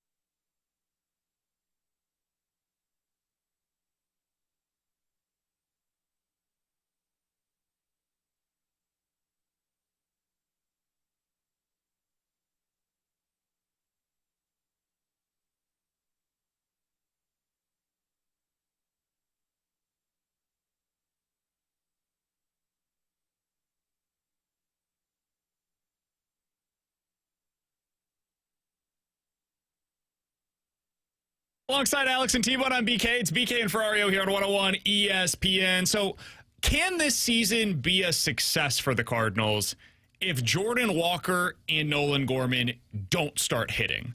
This is a question that T-Bone presented to us before the season, Alex, and it's something that I think we'll continue to explore throughout the course of the regular season. Early on, Jordan Walker looked more comfortable at the plate. Now, the results weren't necessarily there, but it wasn't an abomination. It was just, it's okay. It's okay production thus far. And then the bottom fell out. And it doesn't look good process or results-wise any longer. And at this point in the season, if you look at qualified hitters across Major League Baseball, the only guys that are less productive thus far than Jordan Walker are Michael Massey, Joey Ortiz, Andrew Vaughn, Josh Bell, Luis Rengifo, Marcus Semien, and Michael Harris II. That's an interesting one. Oof. That's it. Jeez. It's 7 qualified hitters in Major League Baseball that are less productive than Jordan Walker. For those curious, there are 165 qualified hitters. Not good. And Nolan Gorman is basically the same. He's just not qualified right now. Alex, when you think about that question, can this season be a success for the Cardinals if those guys don't start hitting? What's your answer? Yes, it can be a success. Now, again, this to me comes down to what do you do when you find your answers out about these two guys? Do you adapt? Do you find a trade to make your team better, but also move on from those options because you have internal pieces, or do you continue to let them run? Like, I don't, this to me doesn't fall into the conversation of Jordan Walker. I will be very curious what happens if at the end of the season he's the same guy. He's still young. I think he's got a longer leash than Nolan Gorman, but is that leash now you're an everyday player still and we're working with you, or do you become a fringe player? And then next year you got to figure it out again. Nolan Gorman's the one that I really, to view it as a success, if you get your answers by the end of this season that, look, Brendan Donovan is a better option as an everyday player, Thomas Ajacey is a better option as an everyday player, do you move on from that piece? Do you sell him when his stock is probably at his lowest and go out there and find something else and move on from him so other guys get the playing time? That's how I would view it as a success. But, yeah, I mean, regardless of what happens with those players, the answers this season were supposed to be, who are they? And by the end of the season, if you know that answer, specifically on Nolan Gorman, I can't call it a failure. It failed in the sense that you thought they were impactful pieces and you waited this long. You're just wrong. Yeah. That's all it is. But it's not a failure of how you treated the season. Guys miss all the time. Like, the immediate name that comes to mind for me, I don't know why, but Joe Adell, one of the top prospects in baseball for a few years for the LA Angels. It's never worked out for him at the big league level. He had a couple of years where he was fine, but never became anything more. And now he's just like an afterthought for the Angels. He was supposed to be the next big thing for them, and it never worked. Yeah, well, and Stoltz brought this one up yesterday. Joey Bart was supposed to be this big deal with the San Francisco Giants and never lived up to it. Yohan Moncada with the White Sox. Yeah. Another good one, yeah. And so, I mean, this does happen. And man, Moncada is a really interesting one because, sorry, Alex, to interrupt you here, but bringing him up, he did have a really good season. And it was kind of similar to Nolan Gorman a couple of years ago, where it felt as though, okay, this is the starting point. This is the jumping off point. It's only going to get better from here. Moncada in that year, 25 home runs, an OPS of 900, and that was in 132 games, 5-win player. He's 24 years old at the time. It was basically Gorman's season 2 years ago. It's better, but it's similar to what Gorman was able to produce for you.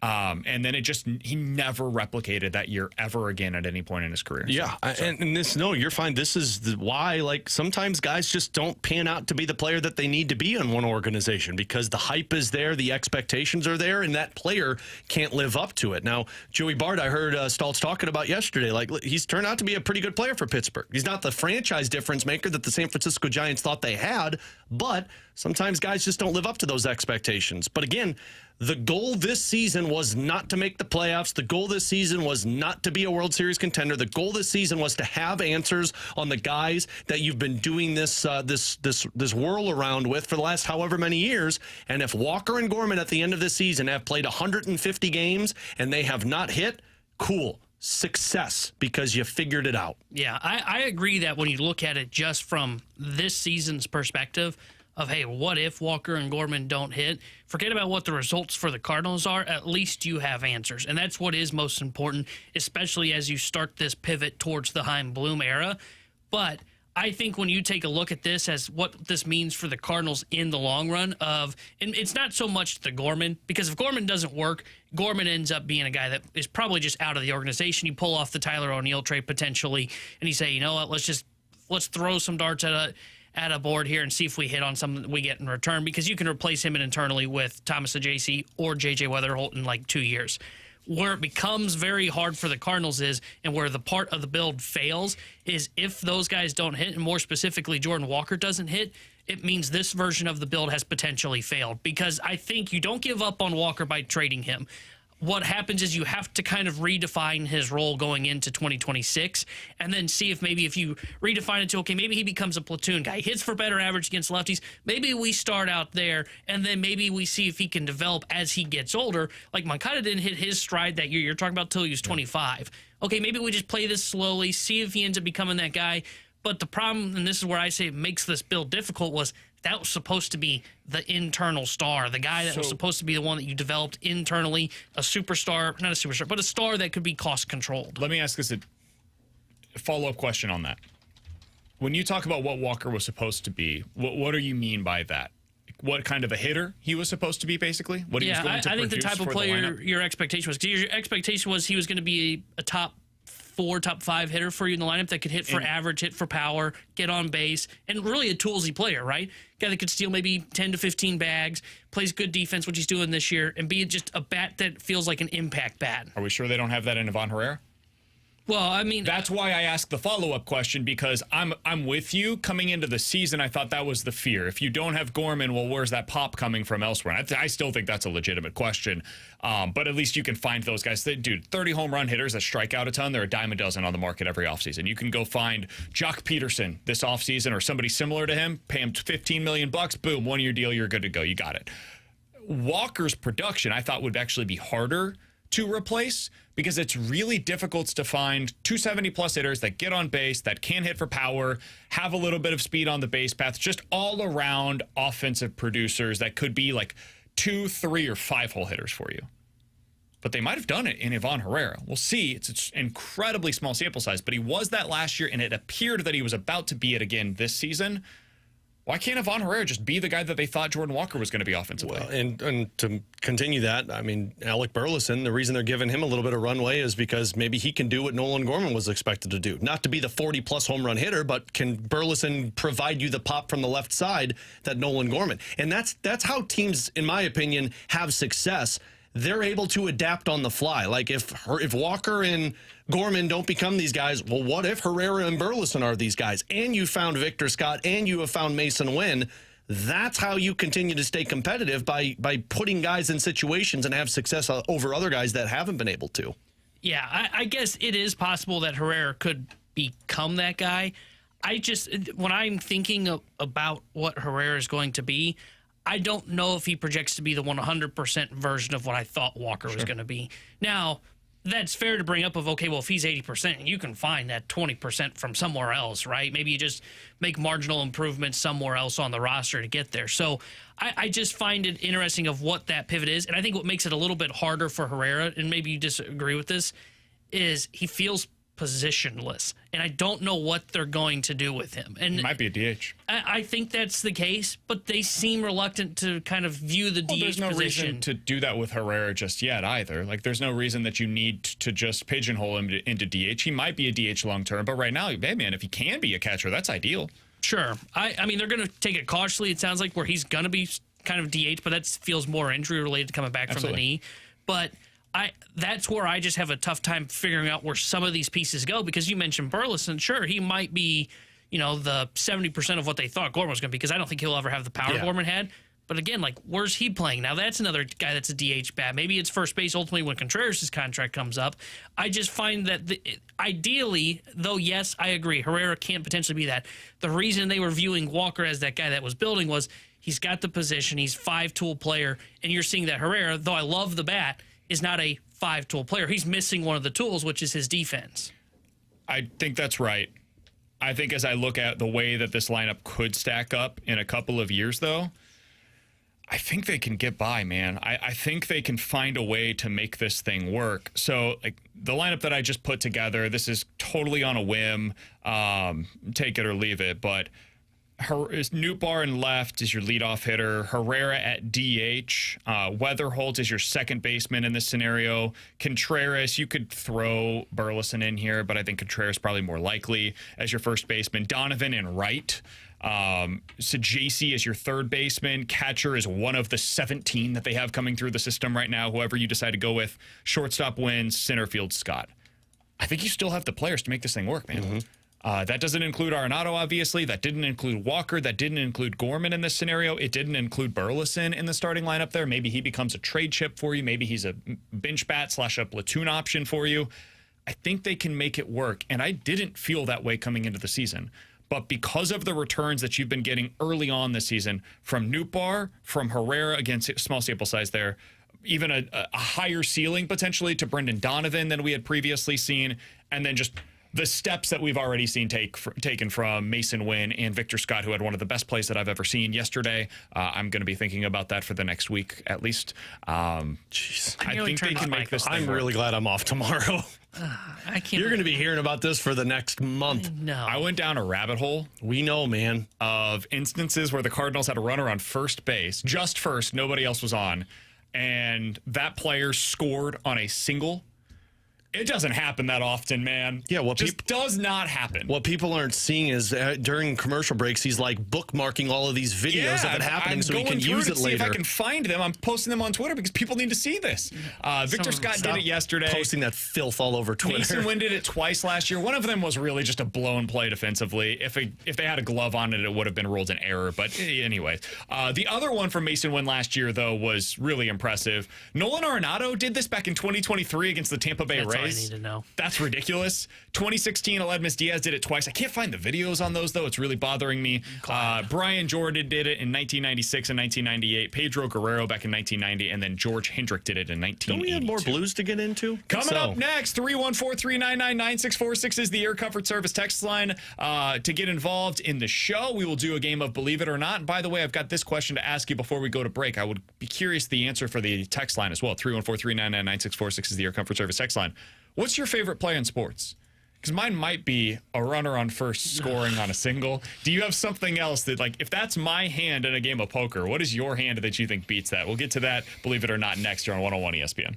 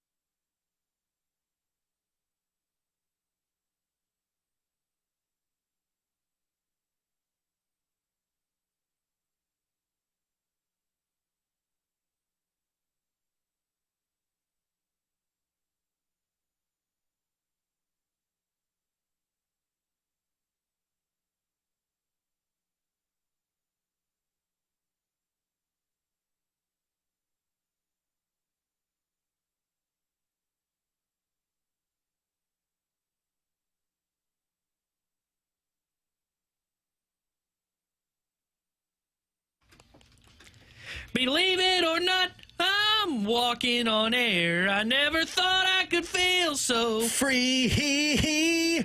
We're flying away on a wing and a prayer. Who could it be? Believe it or not, it's just me. Stop. 314-399-9646 is the Air Comfort Service text line for Believe It or Not. You guys give us a scenario. We will tell you if we are believing it or not here on BK and Ferrario. All right, Alex, let's start out with this. Believe it or not, Braden Shin is your second line center on opening night of next season. Not believe it. I think that's going to be the area that they look to upgrade, a second line center. I don't know who and I don't know how, but I think that's going to be their goal, because then Oskar Sundqvist can be a winger / extra forward.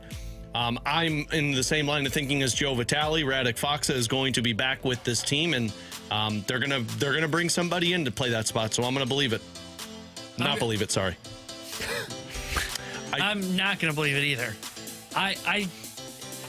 It seems that they are clearly wanting to upgrade that second line center spot and either push Shin to the wing or make him the third line center. So I agree. I think they're going to look externally to make that move, whether it be in the free agent market or Sam Bennett makes some sense, or they go try find somebody on the trade market. And I think that's where the 200-foot side of that offensive weapon comes into play, because typically the 200-foot weapon is a guy that's the center position. I hope you guys are right. I'm going to say not believe it. I just think there's so few outs for this. So you're believing it, though? Excuse me, yes, I'm going to believe it. I just confused myself. That's on me. Me too, man. All right. I believe Braden Shin will be your second line center on opening night of next year. And the reason why is because I think the only true free agent that is available this offseason that would bump him down is Sam Bennett. And I'm not 100% sure that Sam Bennett bumps down Braden Shin. Like, if we're just looking at the way that those two played this year, are we 100% sure that Bennett is better than Shin? I think they're very similar players. I guess the question is, who are they playing with? Because I think Bennett might be a better piece with Holloway and Kyrou because he's got more speed. I mean, but we should have seen that with his current situation in Florida, right? With Matthew Tkachuk, you mean? I mean, yes, but I mean, I also have to remember that Matthew Tkachuk missed the second half of the season. And so they were playing with different players with Sam Bennett. But 2 years ago, he was on that line with Matthew Tkachuk. The other thing that I would bring up here is, like, Shin already has the chemistry with those guys. Yeah. Meanwhile, Bennett could come in, and in this scenario, you could be talking about like Snuggerud and Bolduc are his wingers. That's not a bad third line. This is why, like, to me, like, I think they're going to upgrade via trade. And I don't know who and I don't know how. I mentioned Shane Pinto's name. I mentioned Ryan McLeod's name. Look, if the New Jersey Devils are going to get wild about it, you know, they got 2 number-1 picks that are the centers that they probably feel like have underperformed. If this is how. Jack Hughes, let's go. No, I was thinking Nico Hischier. Jack Hughes is probably the franchise guy. But, like, I think it's going to be upgraded via trade. I can understand the Sam Bennett side of this.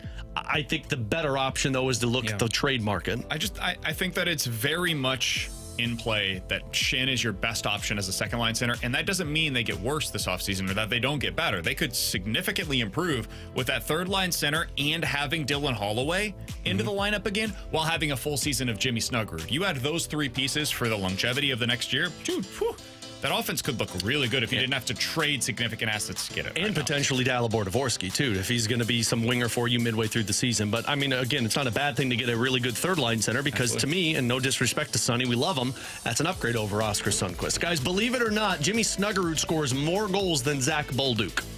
Jimmy Snuggerud more goals. Next year. Sorry, not in their career. Next year. I think I would say for their career or for next year, I'm probably believing it. I think if you ask me which one has more points, I'm definitely going Snuggerud. I think he's a better creator than Bolduc is. He'll be on the top line with more creators. Yeah. And on the number 1 power play unit with Thomas. That too. I'll say believe it because of opportunity on that top line, power play prowess. I don't want to underestimate, though, what Zach Bolduc could be. I think he could be a legit 25-goal scorer. So it's closer than I want to say. Yeah, I'm believing it because I think Snuggerud's got the potential to be a 30-plus goal scorer, especially if he's getting those opportunities on the top line. And I agree with you also because in points, we aren't going to be giving him enough credit for a playmaker as much as he deserves. So I would say believe it because I think Snuggerud's going to be the top line winger that they need. I will say this. I was very skeptical of him coming in and immediately being capable of playing on that top line. I was flat out wrong. He's been worthy of being that guy. Remember when everyone was yelling at me when I said, like, he's going to play? And they're like, you can't take anybody out of this lineup when they're playing so well. Yeah, and you also said he could be for you what Matthew Nyes was for the Toronto Maple Leafs, and that seemed crazy at the time. You were right. I always push back on that because I remember what Jake Neighbors was that first year, where we were talking about it was like, oh, Jake Neighbors is just going to fill in with the David Perron role. He's going to be fine. He'll be ready to go produce exactly the way that Perron did. It's too much to ask. It's unfair to those players. But Snuggerud was ready. He was the exception, which should heap all of the praise onto Jimmy Snuggerud and take nothing away from any of those guys that aren't ready for the role that he was given. Yeah, I would believe it that Snuggerud will score more goals because I think he's got the better shot, which I think will ultimately lead to him having more success. But I do agree. I do think it will be close. One thing I'll be curious to see, and we'll see if it carries over in the regular season, it really felt like teams adjusted to what the Blues adjustment was on the power play for Bolduc, which was, hey, he's going to kind of sit in the slot. We're going to move the puck below the goal line and try and feed him because that's when his shot really played up. And then in the playoffs, teams did a very good job of taking that away. So what will the adjustment be for him going into next season? Guys, believe it or not, when Ivan Herrera comes back, Mason Wynn will be hitting in the 8 or 9 spot. Man, I find this one to be really interesting. This is T-Bone finding vindication. I'm so excited for the lineup game tomorrow to play it along with the fast lane. I have no idea what they're going to do with the lineup. No clue. I know yesterday they were talking about it. I guess the audience got really upset because the lineup's been the same. So the lineup game isn't fun anymore. What are we were bitching about that last year. People were mad that it wasn't stagnant. Now it is stagnant. Come on, man. So the guys were like, listen, if the lineup game has run its course, that's cool. It hasn't because tomorrow I don't know what they're going to do. So I think they're going to keep Mason Wynn as the 2-hole hitter, T-Bone. I don't know what that means for the rest of the lineup, though. I have no idea how they construct this. I think they probably put Herrera 5th. I don't know how they constructed around that, but I think he ends up batting 5th and Wynn is 2nd, to answer the question. I think it's going to be the opposite. I think Herrera goes back into that 2 spot. Just because, unless they break the mold and they like to put 2 righties next to each other, which I could see Wynn and Herrera, but then what are you doing with Donovan? But I'm going to not believe it, and I think Herrera is going to be hitting in that 2-hole tomorrow. I think the person that this centers around is Arenado. What do you do with him?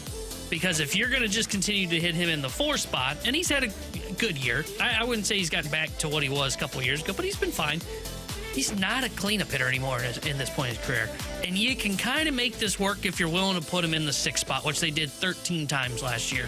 Because then you can go with Contreras, who in my opinion, now granted, I'll keep throwing this in my face, but in my opinion is more of a cleanup hitter. And you can throw him there, put Wynn in that 5 spot for the contact that we're talking about. You can have Herrera in the 2, or you can do vice versa, right? You can go Wynn in the 2 and Herrera at the 5. That's what I would do. And then Arenado is in that 6th spot. And then you can kind of build it out with like Pages, Walker, and then Scott.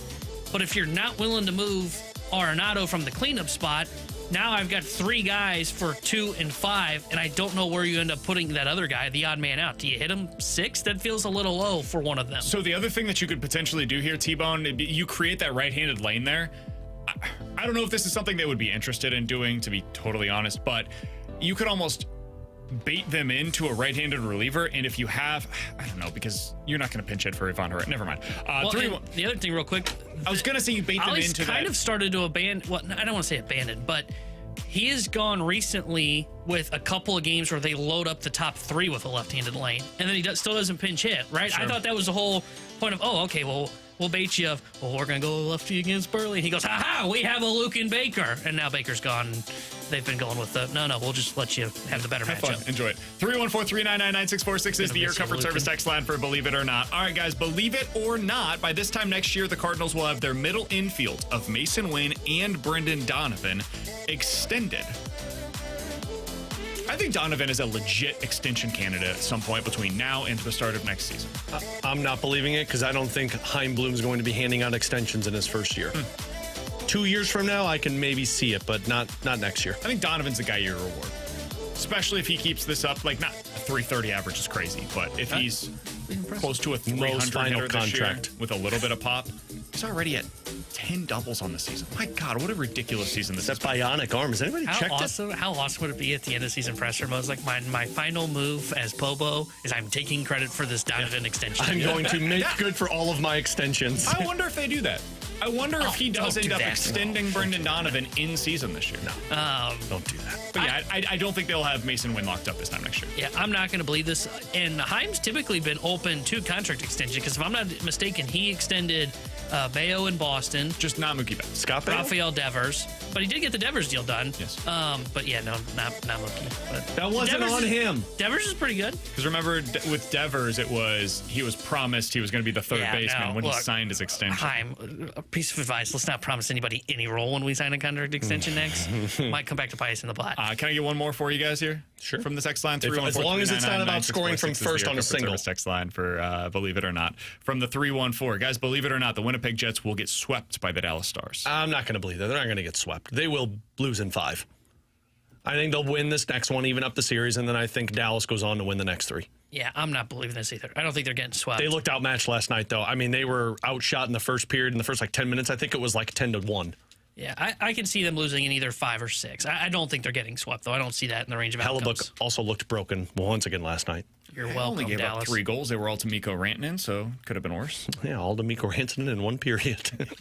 That is true, but That's he's not not fun. alone in that regard. No. That has happened to many a goaltender now. Also another mediocre goaltender, but that's okay. Touche. All right, speaking of the Winnipeg Jets, could they become a rival for the St. Louis Blues? This sometimes happens when you get into a winning window and you're going up against the same teams in the playoffs. Look at LA versus Edmonton over the last few years. Edmonton has sent them home, I think, 4 consecutive years now.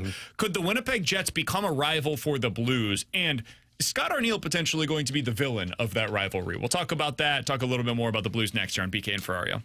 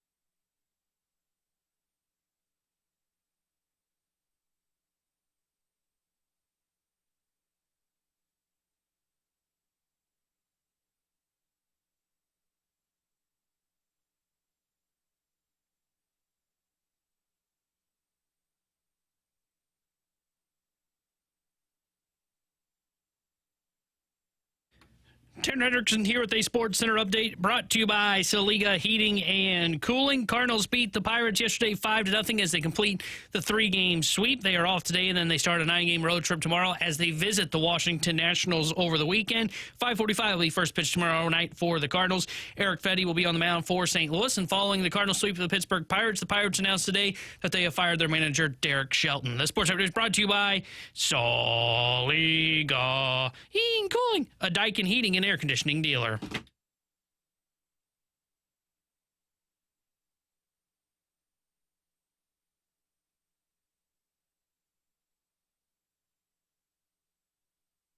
Alongside Alex and T-Bone on BK. So are the Jets going to be a rival for the St. Louis Blues? This is a question that I was curious about earlier today, because I got to be honest with you, Alex. I watched a replay of Scott Arniel's press conference last night, his post-game press availability, and he was complaining about how his team didn't have the energy that he thought they should, and how it didn't feel like game 1 of the second round. It felt like it was like game 58 of the regular season to him. And he just has this smug look about him, and he never gives credit to anybody else. It's always like, it's on us. I just don't like the guy. There's something about him that just really rubs me the wrong way. Probably similar to how a lot of you feel about me. Just going to say, did you hear how you described Scott Arniel there? Yeah, it might be a little bit of me looking in the mirror and realizing I don't like what I see kind of a situation. He's also like 30 years older just than me. picture him talking about a base hit where a runner in first comes around to score. I'd say BK can go home and reflect on it, but I know he's going to go home and look at all those videos and then be like, oh, you know what? I am pretty good at found this. The 2016 one with Stephen Piscotty hit and run with Levis Diaz. Do this in privacy, man. Just enough. But do you think there's potential for that, Alex? It can't happen with one series. Yeah. This wasn't enough, but is there the potential for the Blues versus the Jets to become somewhat of a rivalry? I absolutely think so. I think it takes a couple of playoff matchups to get there. Like, to me, when I think of the biggest rivals for the Blues now, and I know Chris Kerber would argue that it's always the Chicago Blackhawks, but I think of the Minnesota Wild. And why? Because that was back-to-back years where they played against Minnesota. They lost the first one, and they won the second one, and then fast forward 3 years later, and then they beat them once again to get to the second round against Colorado. That's interesting, because I had a different answer. Who was yours? Colorado. And Colorado was my other one. Those were the two rivals that I think that the Blues have in the Central Division right now. And Colorado makes sense because you lost to them in one year, and then you went out and you almost beat them, if not for Kadri taking out Bennington in the next one. That, to me, is the thing. I think there almost has to be a moment. Like, the Pirates were a rival for the Cardinals for a little while because of moments that happened between the two teams. The Reds, a big flare-up between the two teams that ignited a whole lot of bad blood between those two organizations. Mm-hmm. I think that is necessary. Now, that could be an individual playoff series where that takes place. It could be regular season carries over into the playoffs. There's other things that can go into this, but that was the moment for me where it felt like the Blues and the Avs, like there was some legit bad blood between the two sides, and I think that's necessary. And that's why it's going to build. I mean, it's a Central Division, which these are the perks of why they don't do 1 through 8, because 1 through 8 you typically play Pacific teams depending on how the division aligns. This always certifies you're playing a Central Division unless you're a wild card team. But what happened in the playoffs is going to carry over, because I don't know if people watched Jets versus Stars last night. Was not physical at all. Dallas did not push the Jets like the Blues pushed the Jets, and they didn't have to because Mikko Rantanen is just a psychotic person. But that carries over, and in the regular season next year, the first time they play, that physicality is going to be there. And I think Scott Arniel can become public enemy number 1. I think he might be. There's some people on the text line that are totally with me. The key to this, though, is how long does he stay in Winnipeg? Man, I don't know. Because people hated Pete DeBoer after the 2019 bounce against San Jose. Does people care about Pete DeBoer anymore in Dallas? No. And that's where Scott Arniel could be fired in 2 years. Are you going to care when he's the head coach of the Columbus Blue Jackets again? Yeah. 2 weeks. So I right now people hate him because all he did was whine in that playoffs. And I'm one of those people that despise Scott Arniel. But if he's not there in a couple of years, you won't hate him. You're going to hate the Winnipeg Jets, though. Yeah, I think you were, and I hate to bring up bad memories, I think you were 2 seconds away from this being a significant rivalry going into next year. And the reason I say that Way to go, Tanner. is because you've got Arniel, You've got Arneal, who was St. Louis, because I was thinking in my head, who is the villain from the Blues perspective? And I think it is Scott Arneal. I can tell you who the villain is from the Winnipeg perspective. Braden Shen. It's Braden Shen, because he took out their top centerman in Scheifele. It's also Jim Montgomery, too, because I had a lot of people mentioning to me about Monty's comments. I think, but the one that would really bother people... To be fair, I loved it as a Blues fan. That would have rubbed me the wrong way if it was the roles were reversed. Sure. And I think you also then look at the player that Jets fans believe did the injury, right? Because, like, what makes that Colorado and Blues one, to your point, that made it a rivalry? Kadri. Because who's the one who injured your goaltender and that you can point to and say that's what cost us the series? Jets fans would have been able to do that against Braden Shen, and then Blues fans could have then had the counter argument of, well, I'm tired of hearing Scott Arneal whine all the time he's at the press conference. You are truly 2 seconds away from this being a rivalry next year. I think you probably need another year of meeting in the playoffs, and then the Blues beating the Jets for this one to get to that point. Coaches don't have the same level of hatred that fans can have versus players. Jamie Benn, people still hate Jamie Benn from sitting on top of Alex Pietrangelo in the 16 playoffs. People still despise Brent Seabrook from the Wakey Wakey with David Backes. I think that's part of this is they don't have, from my perspective, I don't think there was anybody on Winnipeg player-wise that I was like, I dislike that guy. Connor Hellebuck might be that guy, actually, now that I think about it. Logan Stanley was my other one because really? I thought... I like the way that he played. I thought that was cheap what he was trying to do, trying to go after Jimmy Snuggerud when Snuggerud wasn't retaliating. I thought that was a bad look. The Blues do that. Yeah. To go after guys if they're not going to retaliate? Yeah, the Blues did that the whole series. Yeah. What are you talking about? Absolutely. Both those teams did, though, walking Stanley up to the is line. 6'7", 220 pounds, and Snuggerud was 170 pounds soaking wet. Yeah, he should pick on that guy. Smart. No, Yeah, no, that was a trash move in my opinion. It worked when they picked on Zach Bolduc. They got into Bolduc's head. He ends up cross-checking a guy going back to the bench. Like, sure. It's smart. You should go after the young guys that might not have their wits about them the same way. Sure, but not cross-checking them in the chest 17 times after a whistle. Soft move in my opinion. I mean... Or really smart to try to draw a penalty. I saw Suter do it, too. I don't remember who. The exact same thing. Suter did it in one of the yes. I don't remember who it was he did it to, but he took a cheap shot on somebody. Logan Stanley was a trash move. He was getting outplayed. He was getting beat on every single play, and so that's what he resorted to, and it was a soft play. But Stanley's not in my opinion. Even if you think that, and he's not going to be in the lineup next year. He's not a guy Tyler that Tucker did a lot of what Stanley did. Yeah, I didn't think that at all. But my point is, it's not a big enough name, right? Like Kadri's like a 30-goal scorer, and that's the guy that took out your goaltender. You know, Jamie Benn was a star in the league at one point, one of the best players, if not the best player on the Dallas Stars. You got to have somebody like that, not that guy, Stanley. Yeah, Braden Shen rises to that level. Shen comes to that level. He's not a superstar, but he rises to the level of a team, right? Totally. I didn't think that most of their players were that way, though. Like, I left, somebody said Kyle Connor. What is there to dislike about Kyle Connor? I kind of like Kyle. Their guys were just quiet. That's all their guys were. I would really like to have Kyle Connor. Can we sign that guy? He's available next year. Hellebuck was the one guy to me. I left the series not liking him, but it had nothing to do with anything he did on the ice. Nothing. It was everything about like the comments that he would make afterwards, or not going to sit with your team on the bench, which is apparently what he does, Alex. He just doesn't join his team on the bench like ever. I was unaware of this before the series, but that's just super weird to be fair, we also don't see that happen very often with Connor Hellebuck, so I don't know how often he does it. I think it's even like when he's not starting. He's on the bench. Sure? I saw something about him not being on the bench ever. No, he's on the bench. Like, that's weird. Hold on. We need Can we just take the commercial break? We got to go find Connor. No, because you have to be like ready to go in case of something happens. So yeah, no, if that's true, then there's a problem because I don't think that's a thing. I thought it was super strange. Somebody on the text line said, I dislike BK more than any of the Jets players or coaches, and I personally find that to be more than reasonable. Coming up next, we're going to hit the BK and Ferrario Rewind and finish things out here on 101 ESPN.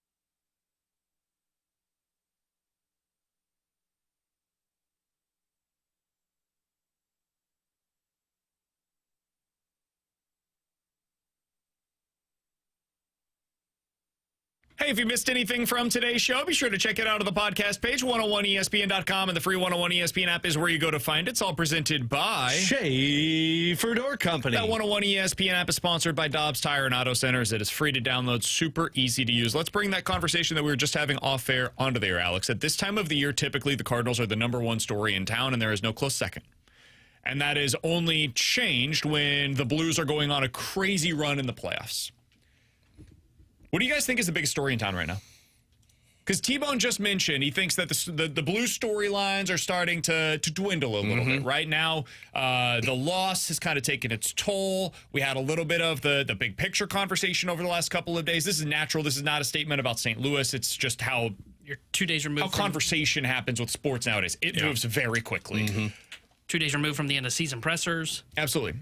Do you guys feel that way? Alex, do you feel that way? 314-399-9646 is the Air Comfort Service text line. Or do you still think, like, as of today, maybe even tomorrow, the Blues are still, like, the top sports conversation here in St. Louis? I feel like, and this is coming from the Blues guy, I feel like they're still the hot topic because of how the season ended, because Winnipeg is still playing, and you're fresh off of these exit interviews. I still think people are trying to come to terms with what happened in the playoffs, and now you have the landscape of what Doug Armstrong said about the offseason and being aggressive and feeling like they can get better. Now is when I feel like people are still in the, what does this offseason hold for the Blues? What can they accomplish? What should they accomplish? I think by next week, a couple of weeks, that's when they start to fade into the darkness a little bit because you get to that whole, okay, it's the offseason. Now we have to wait till the draft. And I don't disagree that the Blues are still in the headlines. I feel like they have now pushed down a little bit from where we were 2 days ago to a kind of a tie with the Cardinals. And just by the way, I've been trained here in St. Louis as a producer. My tie leans towards the Cardinals, especially because they've won 5 in a row for the first time since May of last year, and they are back to 500, and a lot of positive trends with a lot of the younger players. So that's why I kind of lean towards the Cardinals, though I get the argument on the Blues side. I would lean Blues here. And I'm normally somebody, T-Bone, you know this, that would lean Cardinals. I think the Blues as of today are still the bigger topic. I think where that changes is twofold. One, as you get further and further away from the from the end of the postseason. And two, if the Cardinals are able to sustain what they've been doing. If they go out on the road and sweep Washington or win 2 out of 3 against Washington, win 2 out of 3 against Philadelphia, that's when I think you will feel people really start to turn the page of, all right, Blue season was awesome. That was great. We'll get back to them as we get closer to late June. Get into like the draft season plus 1st of July with free agency and everything. But right now, all right, Cardinals might actually have something here. Yeah. Young players are coming together. They're finally finding ways to win on the road. I'm not all bought in yet, but I am where I was with the Blues, where they could win me over if they do enough here. So I think that's my perspective on where I think Cardinals fans are at right now. I think the St. Louis fans are. I think the Cardinals can capitalize on the moment they have in front of them, and it's do something that you haven't been able to do yet this season. You've been really good at home all season. You haven't been good on the road. But you're back to 500 now. You've played some very good opponents, and you've won a few of these games. If you can do something by winning on the road that you haven't been able to accomplish, I think that's how you start to get people to check back in.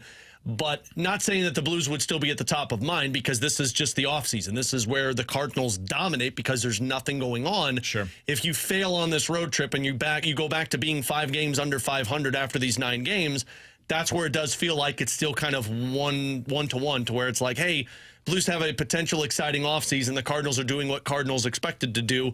Now, where do you go with this? All right. The one thing that I did want to get to from yesterday's game for the St. Louis Cardinals is, oh, my God, I love watching Victor Scott play baseball. Where you can check out. Final thing that I wanted to mention about it, dude, first to home on a single is the best play in all of sports. You can't convince me otherwise. It almost never happens. It happened for Scott yesterday. Mason Wynn had a really impressive one last year as well. Aledmus Diaz had a couple in 2016 that were just okay. I would argue Victor Scott's first to home, Mason Wynn's last year, those are probably the two that really qualify in the heart of this over the last 30 years of Cardinals baseball. I think you need to put a poll out and have all of these plays and say, vote on the one that gets you most excited. I will. I put most of the videos out. I've got all of them dating back to every play that was first to home. Now, this this is only if there was only a player on first. It's really hard to go through these individually and find everything else. But BK will do it. If you need me to. Every play that's taken place that way since 1999, I have them now on my Twitter account if you want to go back and watch them at BK Sports. All I'm saying is, like, when we were just having this conversation about Cardinals or Blues, we did 4 Cardinals segments to 1 individual Blues one. I'm ignoring him and his Scott thing. Victor Scott was amazing. I'm tired of talking about this stupid play of a base hit where, of course, the guy scores from first because it was a hit and run. It was amazing. I'd be more impressed if he didn't get a running start. I'd be more impressed if he had to tag back to first and then got up and ran and scored. I do want to spend a little bit of time, and this is what I was trying to get to if you guys wouldn't have interrupted me, on Victor Scott, the player. Because, man, like, forget that play if you want to. The guy's been spectacular for the Cardinals this year. He's an above-league average hitter. He's now batting .290 on the season, which in today's game is absurd. He's on pace for almost 30 doubles, 10 home runs. What do you make of what we've seen from Victor Scott II, Alex? We're now, 35 games into the season for him. He's been marvelous to watch. I mean, he's an exciting player. I want to say this, but I want people to listen when I say this. Like, he's becoming a face of the franchise type of player. Isn't that what we said about Mason Wynn last year? Like, Mason Wynn is becoming a face of the franchise. And it's not because he's a Kyle Tucker or a Juan Soto. It's because he's an exciting player that is impactful in every single game. Isn't that what Victor Scott has been this season? Between his defense early on in the year where he's been making unreal catches to him robbing a home run, and now you're seeing the power on top of the contact, on top of the plate approach where he's walking, and you've got the speed factor. I mean, he's becoming a face of the franchise for the Cardinals. Victor Scott for the Cardinals is kind of, to me, Alex, like Broberg was for the Blues, where you came in with expectations. You just didn't know how realistic they were going to be for you. Now, Broberg had done it in the playoffs, so maybe it's a little like apples and oranges there. But watching Broberg, the thing that stands out the most is his skating ability. Just the speed that he plays with, and then the offensive versatility that he adds. It's just different than most players that play his position. I would say the same thing is true for Victor Scott, where he brings a different offensive profile than most center fielders that are in the game right now. I'm curious who yours is, because I have one on the Blues. Oh, see, I don't think the Blues have Scott. And the reason I say that is because when I think of Victor Scott, you also got to add in the premise of people saw him fail last year at a significant rate. Like Broberg, I could get that to an extent because the Oilers sent him up and down, but then he had the playoff run that kind of solidified him. I don't know if there's a good Blue to say Mine's came up Jimmy and failed. Snuggerud. But he didn't come up and fail either. No, it's not that he failed, but I didn't know what he was going to be. And like, yes, he failed last year, but I mean, I'm not processing last year because it was the first taste of Major League Baseball. I'm going off of what he did in spring training versus was he going to be able to carry that over into the pros, and what are the expectations? Because we mentioned it. The expectations for Snuggerud were like, yeah, I don't know if you're going to. Dude came in and he was good in every aspect of the game that he played. Top player in a playoff series against the President Trophy team that has an amazing top line. Showed you the offense that you knew he had, i.e. Scott's ability to run. You knew the speed and defense was there, but then you showcased his ability to play defense and be good on the puck and smart in certain areas. And it's the maturity level for both that maybe stands out above anything else. That's kind of why Snuggerud was the one that came to me. Yeah, that's a good one. I like that one a lot.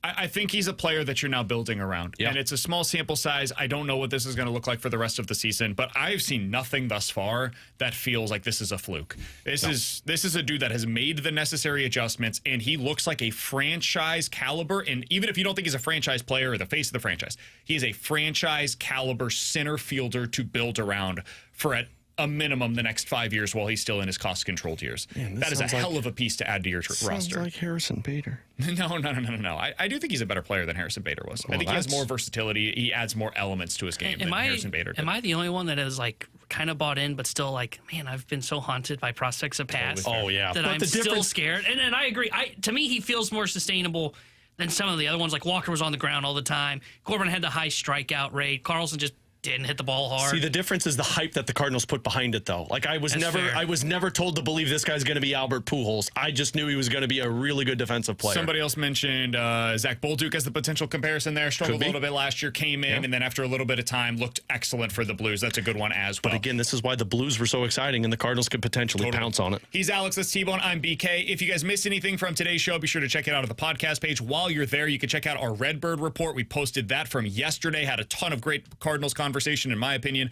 Tomorrow, Alex will have a new Last Minute Blues podcast. I promise you, you're going to want to check that out. So stay tuned for that. That'll be on the YouTube page if you want to check it out there. For Alex and T-Bone, I'm BK. Alex getting some much-deserved vacation time tomorrow. We will talk to you tomorrow at 11 a.m. The Fast Lane's coming up next year on 101 ESPN.